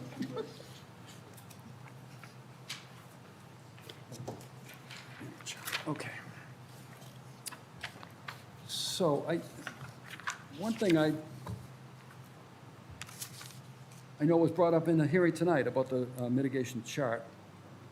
And we're good with the chart as far as the figures. I know I saw those somewhere, but I don't see them here. Yeah, the biggest change, oh, yeah. So the biggest change is in the outer buffer zone, starting at the 50-foot all the way out, well, the 75-foot, I should say, out to the 150 is now a minimum of 2 to 1, whereas before the 50 to 100 was 1 to 1. Right. And there was been some minor adjustments to the ratios, but they're not too far off. That's the biggest Right. change, really, is in the outer buffer zone, the outer 50% is now a minimum of 2 to 1, whereas the previous was 1 to 1, so. All right. And I didn't put in for promulgation tonight because it, you know, every time we've made regulatory changes in the past, we've always separated out from public comment and then the next meeting promulgation if there wasn't any public comment. So I was just being abundantly cautious, even though I don't think there's any public comment tonight. And typically, if it's a regulation change, like I know we're working on 25, Right. we would have to also have that reviewed by legal counsel, correct? That's correct. And This we but legal don't. counsel has reviewed this already. Yeah, this is, I mean, this is mandated by Yeah. town meeting vote. so Right, right. I get that. Yeah, okay. Okay. So, if there are no questions, and we can trust Microsoft Find and Replace, I'd Yeah, it accept the looks like you motion. guys did a very thorough job on I'd accept- going through everything. You've never seen this bylaw review subcommittee in action. It's pretty slick. Yes, so, yeah, no, I haven't. It is. So I- this, so we're gonna look for proposed motions. Should I read off this Word for word. proposed word for word? Did you want to go ahead with promulgation tonight? Because we didn't, that's what I was saying, we didn't advertise it in the paper for promulgation, we advertised it for public comment. That's what I was just saying. It's still, it's your choice. I don't think you're really bound by, you know, if nobody's coming in for public comment, and I sent this out to consultants and, you know, surveyors and everything, and there isn't any public comment, I don't see any reason why you couldn't promulgate tonight. It's just it wasn't advertised in the paper that way. It was advertised for public comment, not promulgation. Right. I Okay. would say, better safe than sorry. Everybody that we work with knows that, in fact, it came up in a hearing tonight, Right. October 20th. From Yeah. that day forward, this is what we're going with. It's not our choice, it's the choice of the people of the town of Mashpee. Sure. So if anything happens between now and February 15th, we say the same thing. It's what it is. Okay. So, okay, so I'm a little confused. So we. Well, I guess I'm just say confused. tonight Under we don't need to clarification, do are a you motion. asking for a vote on this tonight? Oh. That's so why, you- that's why I mentioned Yeah. promulgation. Okay. Yeah, yeah. If we're gonna promulgate, then All we'll right, do so the let's- motion next time. We're let's not just doing any hold on the motions motion. tonight. Yeah, that's what I Okay, was, yeah. okay. I'm just being abundantly cautious. Yeah. I was Yeah, wondering that's if we needed a motion by the commission to accept all the changes as is. and then we- Oh, you could, oh, that's fine. I didn't That realize that should- that was, Should we do that, especially where the mitigation chart has been changed? Yeah, I mean, that's fine. You want to do that? That way, Okay, so then, It's so then solid. this, always, the simple motion is that we, motion to approve, Except the language. accept the language. accept the language changes as provided in the chart and the mitigation calculations. for Okay. Regulation 12. And that way, it's solid, and then we come back on the 15th, and we accept the motion to promulgate. Okay? Okay. So I'd accept a motion to accept these. Okay, Mr. Chairman, make a motion to accept the proposed amendments and the mitigation calcs, or the language, is that the right terminology? Yep, for Regulation 12. For Regulation 12. And I'll second that. Okay, motion made and seconded. Any further comments? None? Roll call vote. Alex? Yes. Steve? Yes. Aaron? Yes. Sandy? Yes. And I vote yes as well. So it's a solid document, and we'll go for promulgation on the 15th. Thank you. Perfect. Okay, so let me back up to approval of meeting minutes. We don't have that, right? Not yet, we're working on it. Okay, We made it easy for you tonight, though, because he made all the motions and I seconded them. So Yeah, it that should be was really easy. really consistent. Do those I right. appreciate that. So, as long as I don't look at you when I call Sandy. I know, that was funny. before we get into the updates and everything, there were a couple other people in the audience you wanted to... Oh, that's right. Let's go, Yeah, let's we should- drop right down to that. Yeah. Yeah. All right, so I'm going to move down on our bullets to number 4, even though they're not numbered. Any MBA proposed loop trail creation at John Austin Forest in Mashpee River Woodlands. And Dan, I'm going to turn it over to you. All right. And them. Good evening. Great to be back, folks. Lev Malakoff, I'm a vice president with the Cape Cod chapter of the New England Mountain Bike Association. Recapping a little bit, our meeting we presented back in November. The couple concepts, the larger one here, as you see on the screen, is the proposed trail in the John Austin Forest, shown in blue. Subsequent to the comments we had at the last meeting, it was thought best to have a site visit to go out with some of the committee members, Dan, and some of the neighbors as well, to see if we could make some adjustments to the proposal to move it further away from the residential areas. It seemed like a very reasonable suggestion. So during our site visit, we looked at the landform, the terrain. It seemed like it would be a suitable alternative to move and eliminate those yellow sections that had been flagged originally. And so those, the new proposal would then have those brushed out, closed, so that there wouldn't be any travel between people on the proposed Blue Trail, which, as I understand, is going to be named the Bill McKay Trail in honor of one of the folks that have been very important to the town. The existing, I think it's called the Burnsy Trail, that's shown in red on the right side of the graphic there. We're suggesting an adjustment to that trail entrance. It's always nice to have your trails separate and minimize the number of intersections that are created in the woods to make it less confusing. It's easier as far as placing signage so that you don't have to have a lot of signposts in.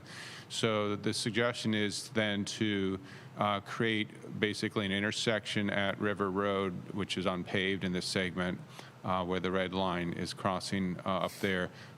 Drew, maybe if you click down one of the images, we should have a final,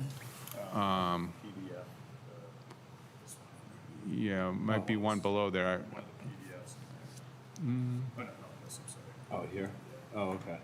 Very top, very top, Okay, so this would be the resulting final network in the John Austin Forest.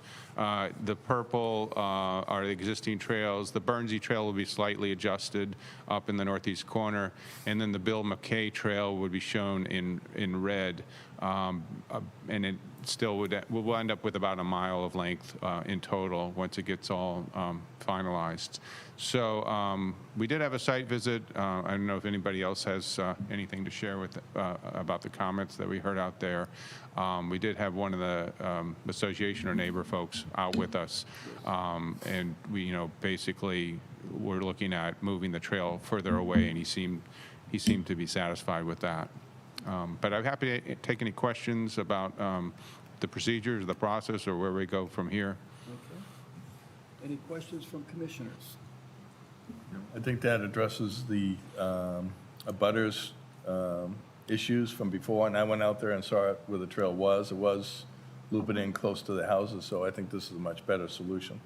Yeah, thank you. Yeah. Yeah, I was on that site visit, as well as Sandy Godfrey. And I actually walked right down to the boundary of, because I wanted to see if we had enough of a setback that typically we would ask for a wetlands project, just to be consistent. And it was well over the setback that we would require. In fact, that whole area was just cut out of it, right? Yeah, yeah, and as far as being a trail user and supporter of outdoor recreation, folks really appreciate having more of a woods experience and not looking at the backs of houses and yards. So I don't see any problem. I think this makes it a better project. Right. I know you can't speak for everyone that would use a trail such as this, but you can speak for your association. If I'm a hiker and I'm on the trail and I encounter you on your bike coming towards me, who has the right of way? The pedestrian, the walker, always has right of way, and So it's people- always part of our. Anytime we have a group activity or a monthly meeting, it's part of our opening ceremony is to talk about having good experiences and good interactions with other trail users. Yeah. Because these are not mountain bike trails. These are trails some mountain bikers will enjoy using, but they're trails for everybody. So we want to have that continue, and therefore, when you come upon somebody or overtake them from behind, you'll slow down, if you have a bell, you might ring it, you might say, hello, or even stop and chat for a brief time. So that's part of what our club is trying to do as far as education of our members. But you can only speak for your club. You can't speak for the general public, say another person or a kid that's in there that's not part of your association riding on that trail. That's out of your- Not till I talk to them. Yeah. I know what you mean. Okay, I just wanted to, bring that up. Anything else? Yeah, Sandy? Or, I did it again. That's funny. Must be a reflection or something of the glasses, her glasses. We look so much alike. Where would somebody park that wants to go to this, that doesn't live in the neighboring Well, neighborhood? it would be the same as the existing trail network. We're just adding to an existing network. I believe there's a couple spots at the cul-de-sac at At the the end of northern River end of the... Road, there is 3 spots safely, I'd say. Cul-de-sac. It doesn't get, I've never seen more than 2 cars down there. When I've been down there, I know during times of year in the summer, Yeah. there can be a little bit more, but nothing that's overwhelming. But there is parking there. There's also parking across on Great Neck South where the purple trail comes out. There is the Pine Barrens parking next to the tribal headquarters That's where that is. as well. It's diagonal. It's further south. It's There's further a- south, but there is, I think it's a little less than, about a quarter mile. to It's that. just a little below the map extent. There's a small parking area with a kiosk, and part of the trail network enters into the River Road area from the Oh, south. that's the That's DeRocher. DeRoche's, and then there's Yeah. DeRoche's, that's on the right side of Like Great Neck three- South if you're going down. Car this- parking lot there.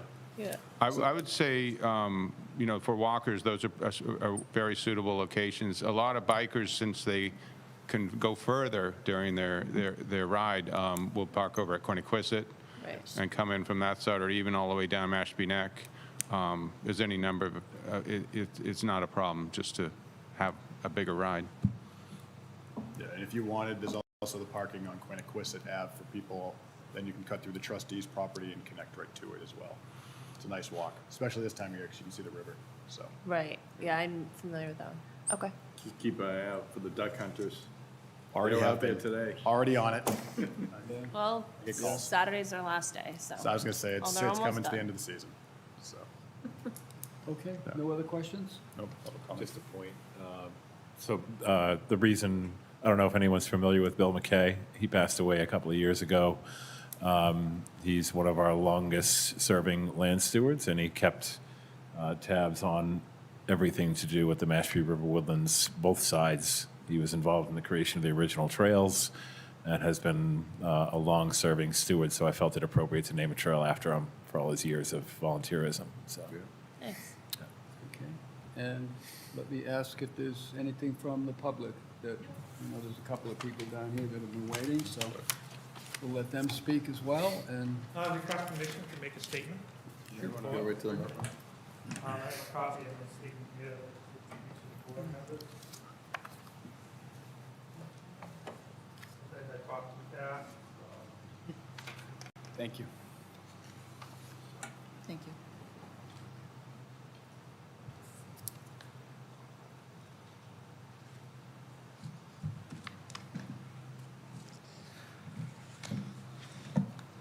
My name is John Clark, my wife Tara, and I reside at 25 Oyster Way.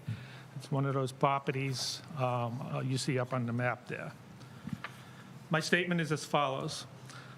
At the November 16, 2023 meeting, we asked the Conservation Commission to deny the request from the New England Mountain Bike Association to build a second new trail in the John Austin Forest that abuts our and our neighbors' properties.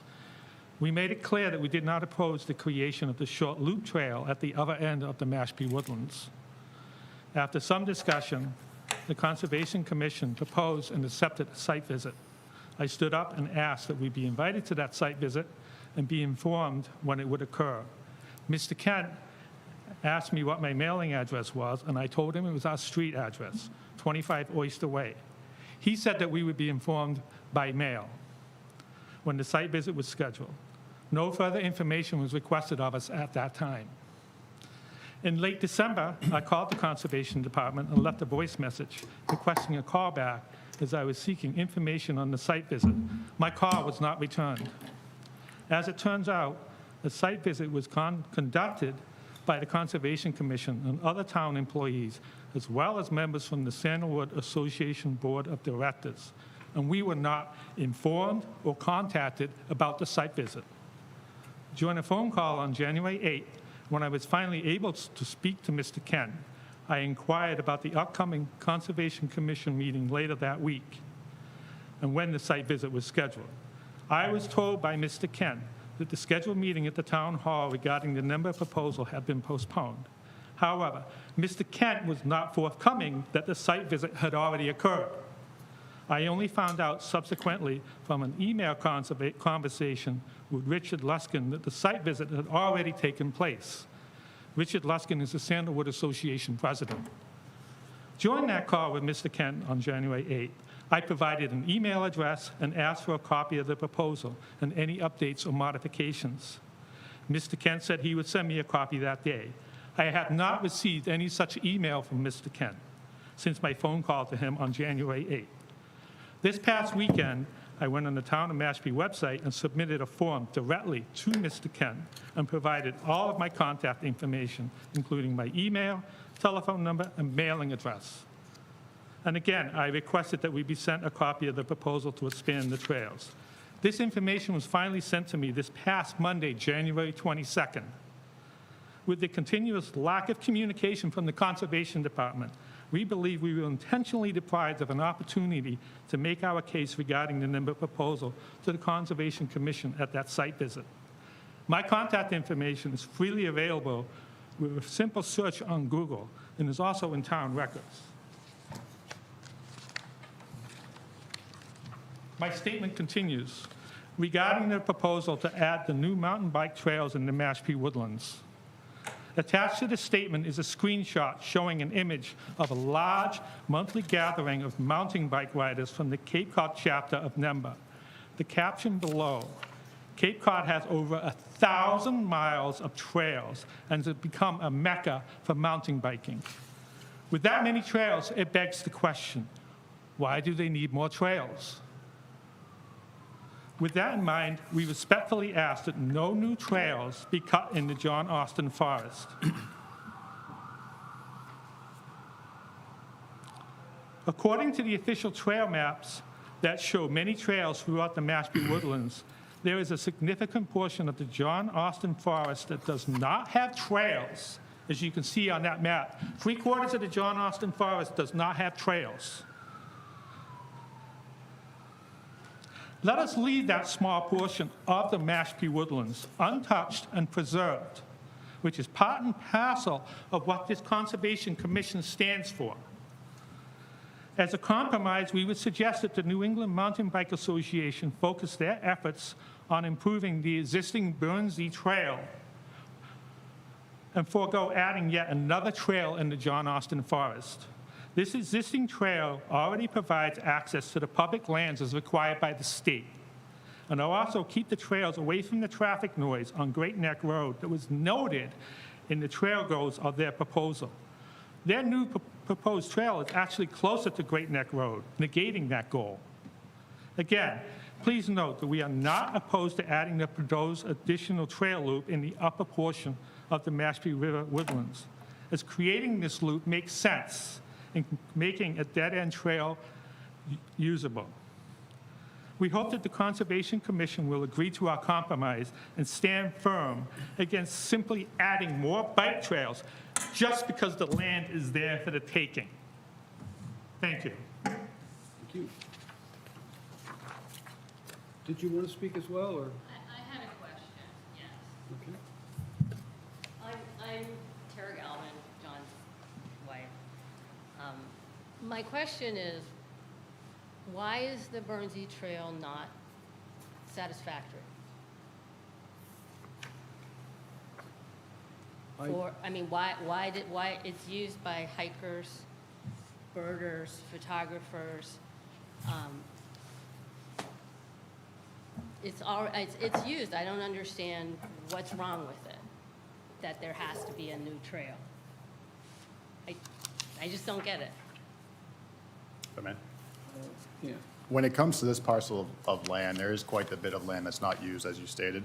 And it's also nice to have people not have to backtrack in the same trail. So when they park at River Road, or if they park off a Great Neck, or if they park at Quiniquisette, in this parcel, when they go down the Burnsy Trail, they have to get to one of those roads and then backtrack on the same trail. So it just makes it more aesthetically pleasing, as well as nicer for the people to go and coalesce and enjoy nature, for them to have more access to a loop trail and see different parts of nature the whole time. Because they can loop right on the trail and then up through River Road, which is where everybody does it now. We were just trying to keep them off the main So there's a loop road. there already. Trying to keep them off the road. It's not a high-traffic road, It's an access right? road. It's not traffic road. No, but it is a vehicular But access it road. makes it a loop. So I still don't understand why that's not servicing the public. Why it's not, why is it not satisfactory? There's a lot of wildlife in that section of the woods. So, Adding another trail would have an impact on that wildlife. We see deer, we see coyote, we see all kinds of wildlife. They actually come right traipsing through our yard from that section of the John Austin Forest. Yeah. Putting another trail there and having more humans go through there, I think is just being greedy. yeah. Because we already have trails all through the Mashpee woodlands. Yeah, so Mr. Clark, I see how it's like frustrating to feel left out of a conversation, and I'm sorry that happened, because that nobody enjoys communicating that way. So I apologize if that was your experience. And I guess I almost have a question for Lev. Is like, how many people do you think would be biking on this? I think it would just give an opportunity to have folks spread out a little bit more, but I would say on a nice day, you might get 4 or 5 come through over the How course do of you the day. control that? No, so And some other days, you might have a group ride that might come through with 10 people. yeah, so I guess where I'm coming from is I actually tend to agree with the idea of not fragmenting parcels more if you don't have to. Once you put in a trail, it's nearly impossible to close it. I know you will try to reroute some people in the northern section for trails that are already there, but I manage trails and it's extremely challenging to change it once it's there.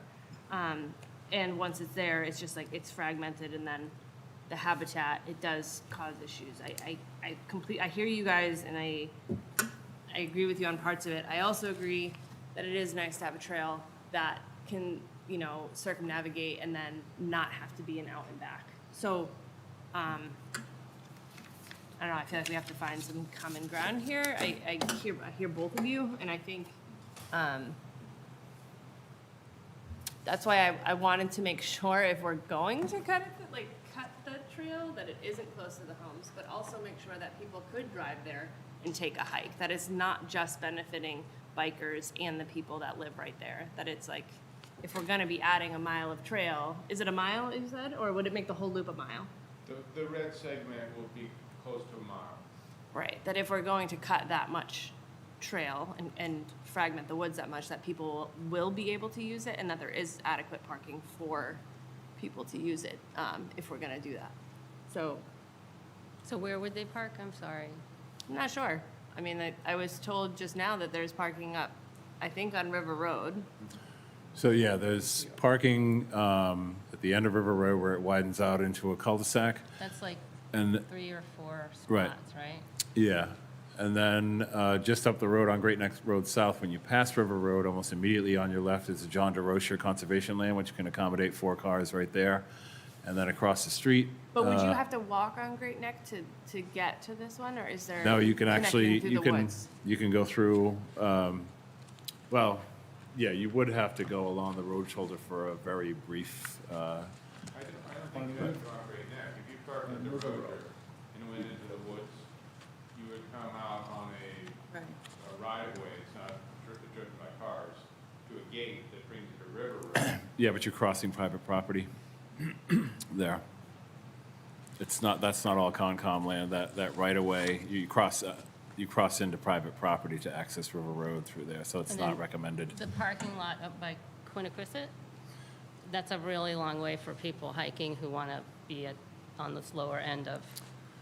Right, the but I mean, trail. I think that you get all kinds of, you know, people out there who are interested in a long hike, a short hike, and I don't think there's any way to predict the numbers as far as what is more popular than the other. It's just a matter of convenience. You want a short hike, you find a parking lot nearby. You want a longer one, you find a parking lot further away. On River Road. It's a Huh? different road. You can park on the shoulder. You can park on the shoulder of River Road and then across in the the- street in the On Mashpee the Pine access Barrens part of just the road? before. The dirt part of the road? No, no. Just before the this is Tribes side. property, there's an Where the entrance to the Mashpee housing- River Woodlands where there's additional parking there as well. So I think when you combine all the options, there's probably more than enough parking around this area to accommodate the expected use. No, I hike, 'cause I live in San Diego. I hike that all the time, and I don't see that many, Yeah, it's you know, like, there's not gonna be 20 hikers Right. going down through there. pretty well spread out, and that's the other thing, spreading it out more so that you have more options, so that probably frees up even more parking lots when you've got more options. It's not heavily used. Is there needed for another trail? Yeah, well, he's talking just Is to see the options, it helps disperse people so you aren't having the interactions because they're not all concentrated on one trail.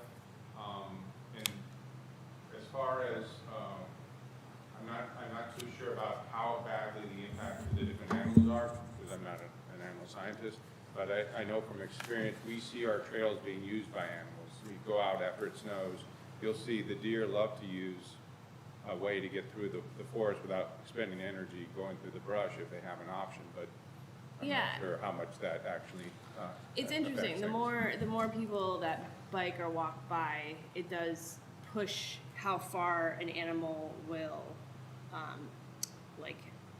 den or have their babies, because they will try to stay away from stressors. So the second you put in a trail, it does kind of pinch and squeeze where Precisely my point.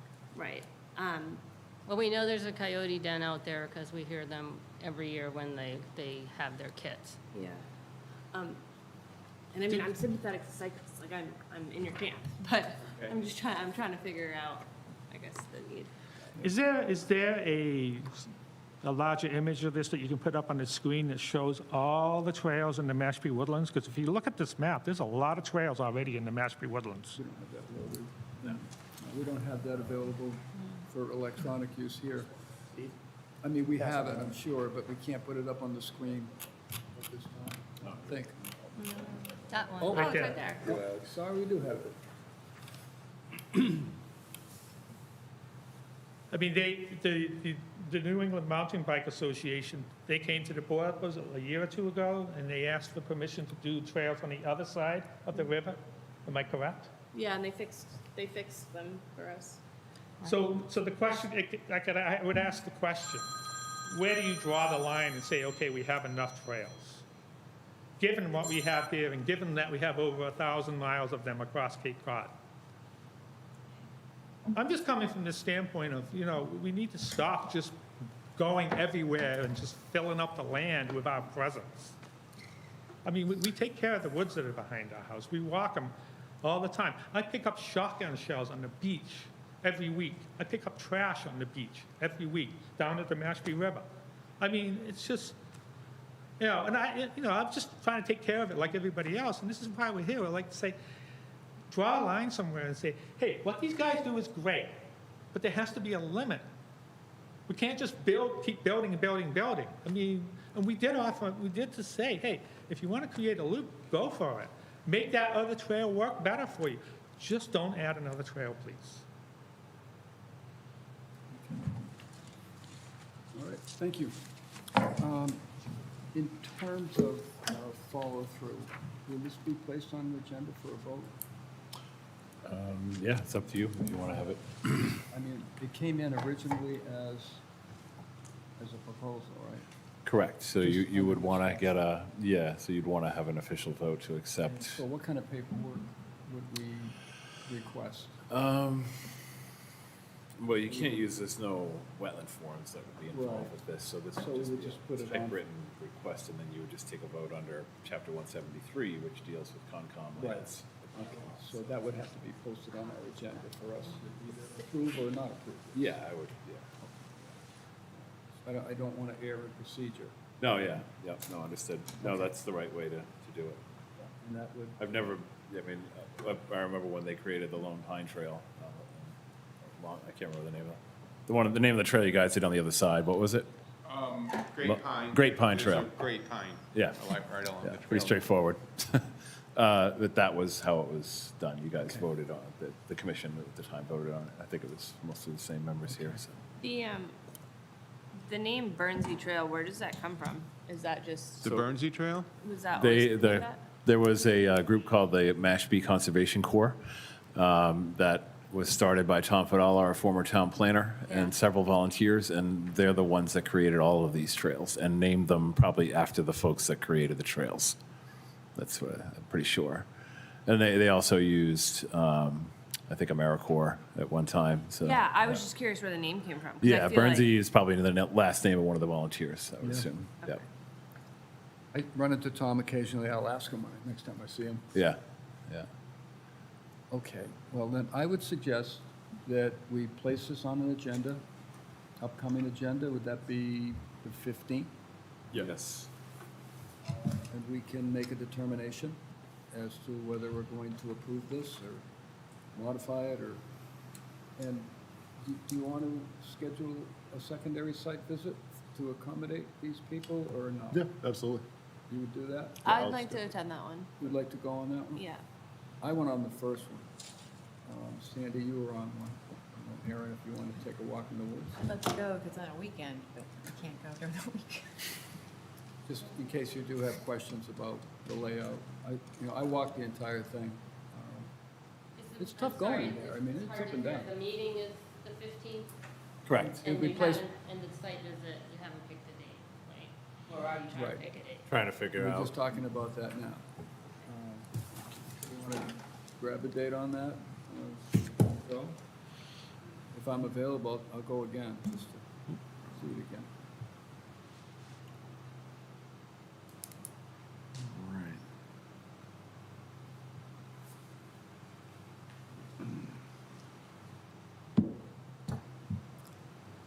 Could we do a weekend?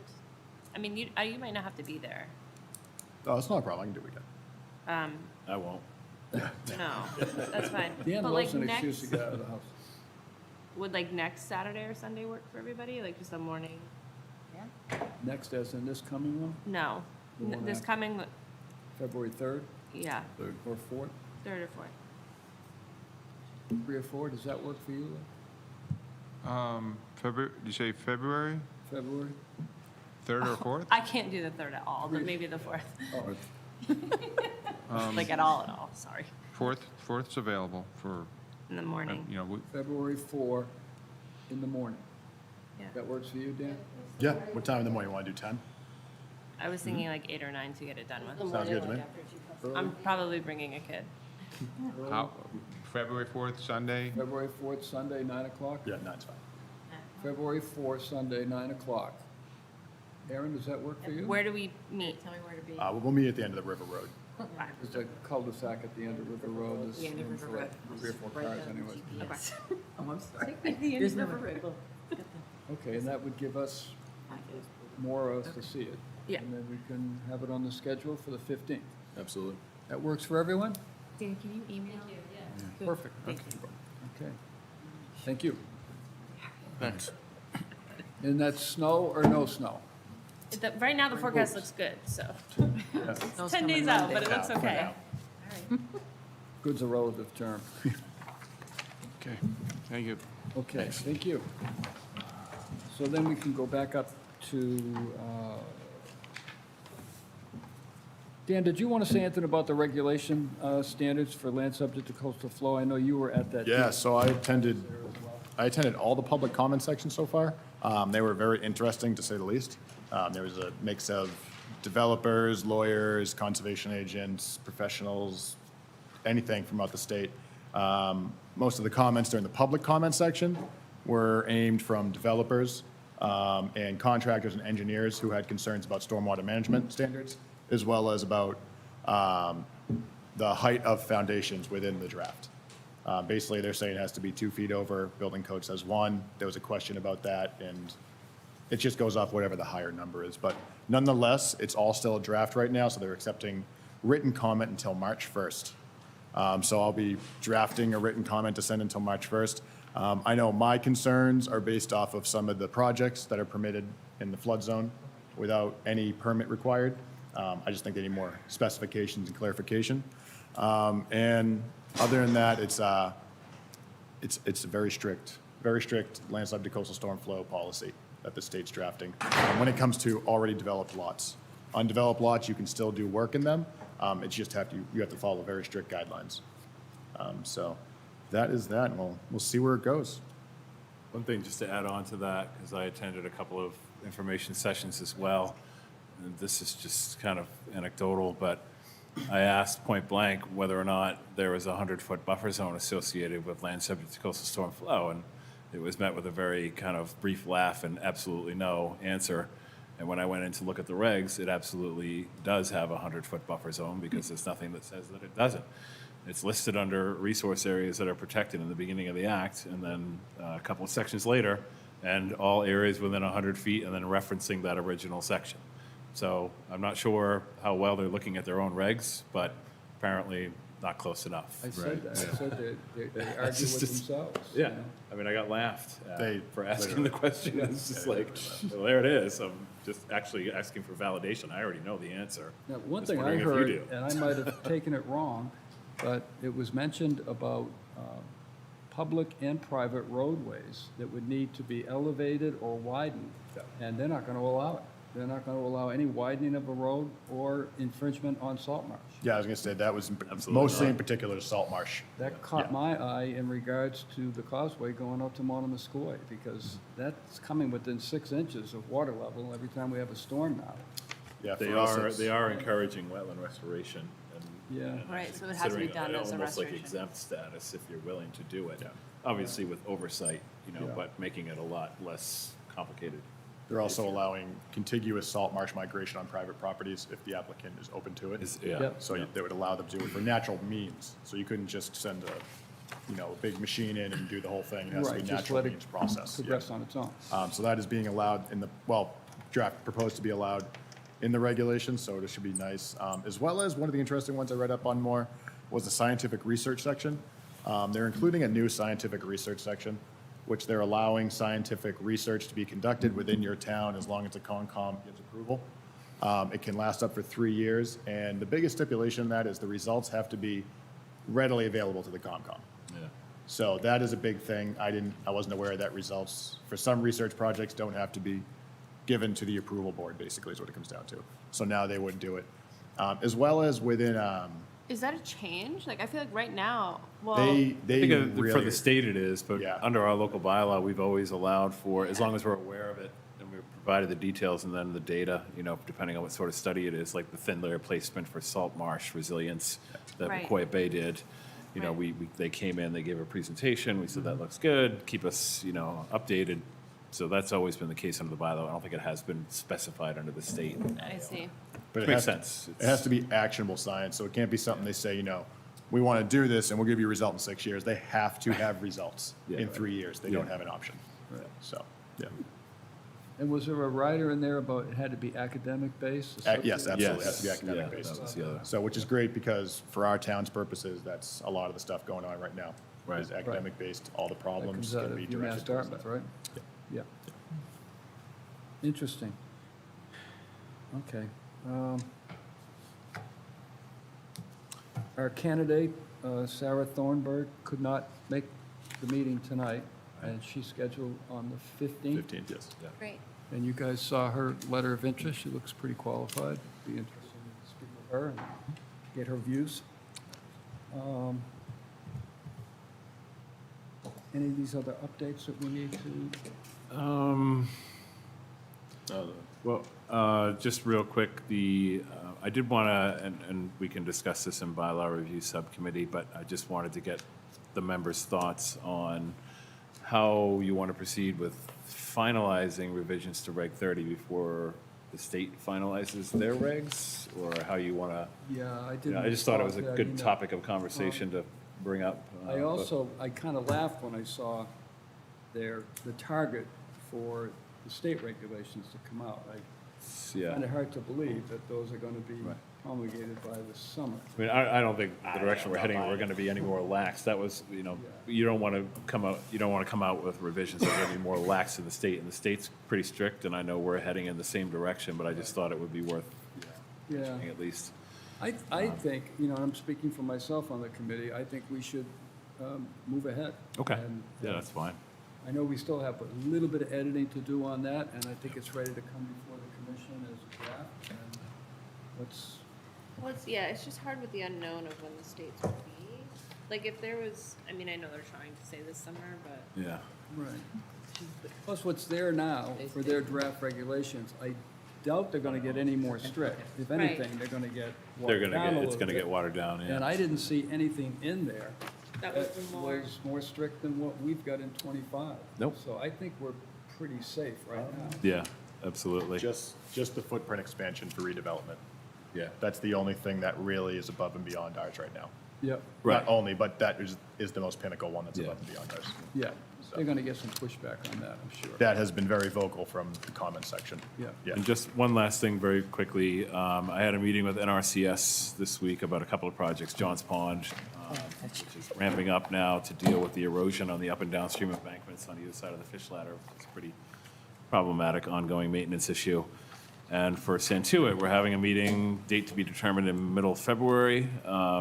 And this was very encouraging news that as they're working on a long-term solution for the Santuit fish ladder, which as everyone knows is not performing up to speed, they're planning on putting in a temporary structure that will improve fish passage this spring, which is miraculous news because if anyone's ever been out to the Santuit Run, at its peak, it is an enormous source of frustration to see thousands of fish struggle to get up a ladder that was intended to accommodate them and isn't.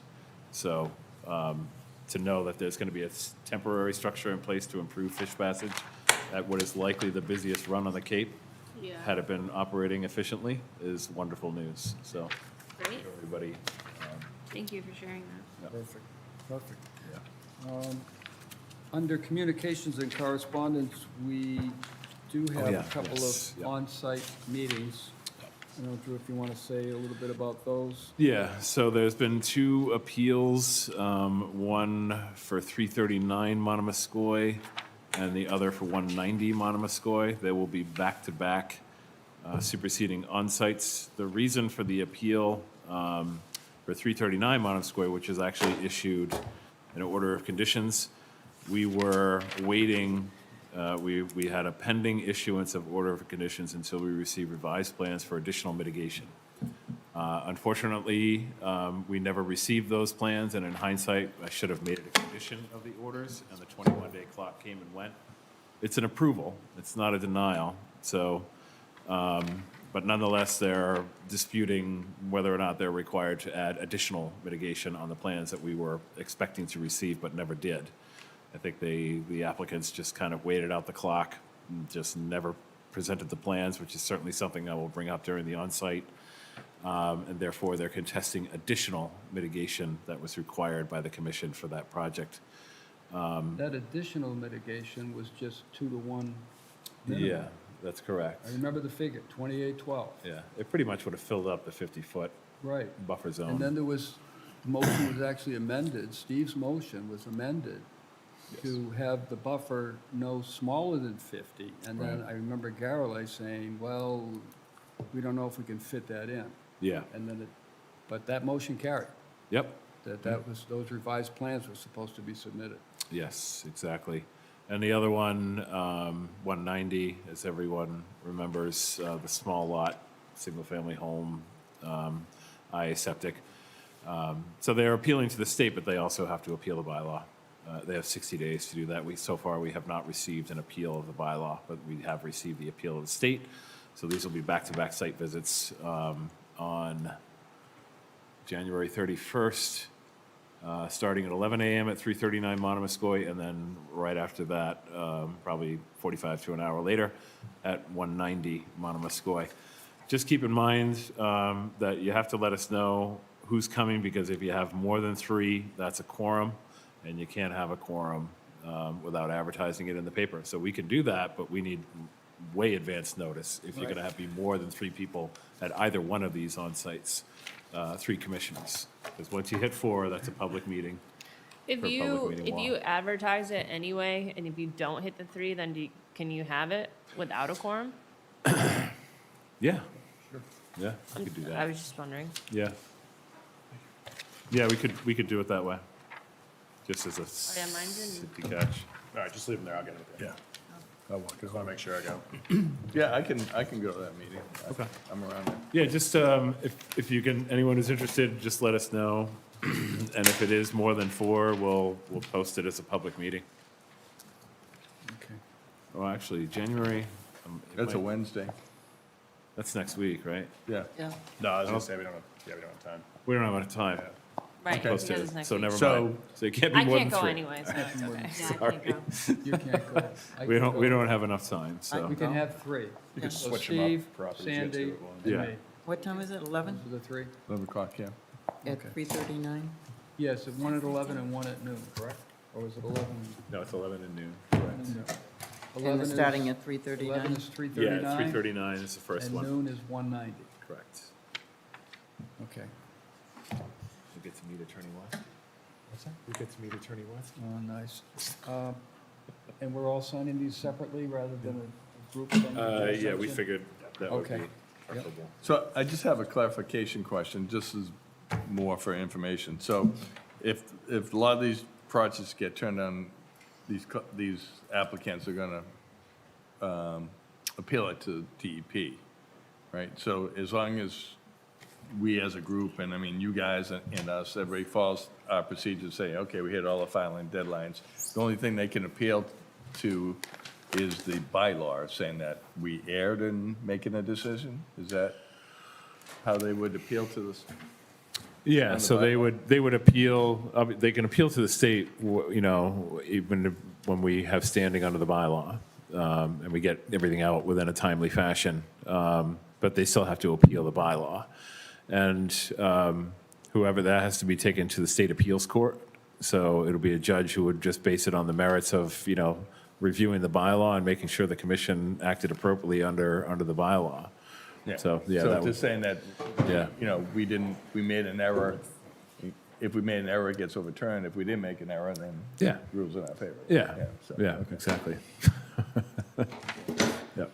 Yeah, I just wanted, that's what I thought. I Yeah, just wanted yeah. to clarify it, because it seems like there's a lot of stuff happening. Yeah, it's, from my experience, it's historically much harder to get an appeal, successful appeal of the bylaw than it is the state. The state is kind of routinely issues superseding orders, unfortunately, because they have different standards under the Wetlands Protection Act. But overturning bylaw decisions is exceedingly difficult from a historical perspective, so. As long as you're not arbitrary. Before the chairman makes a motion to take a motion, or before you say that you'll take a motion to adjourn, you guys should just hire Alex to do the minutes. He's here every night, the whole time. You can double dip. Come on, Just Alex. do it. So much fun. You'll save them time, you'll get money, like, It's a win-win. Yeah, you're mad. Have you ever done minutes before? Don't speak before you're, I know, it doesn't have to be that bad. Oh, I've done this before. It's not Okay, then, Make a unless, motion. unless there are any additional topics that I did not anticipate, I would accept a motion to adjourn. So moved. Thank you, thank you. Any discussion on that motion? Roll call vote. Alex? Yes. Yes. Steve? Aaron? Yes. Sandy? Yes. I vote yes as well.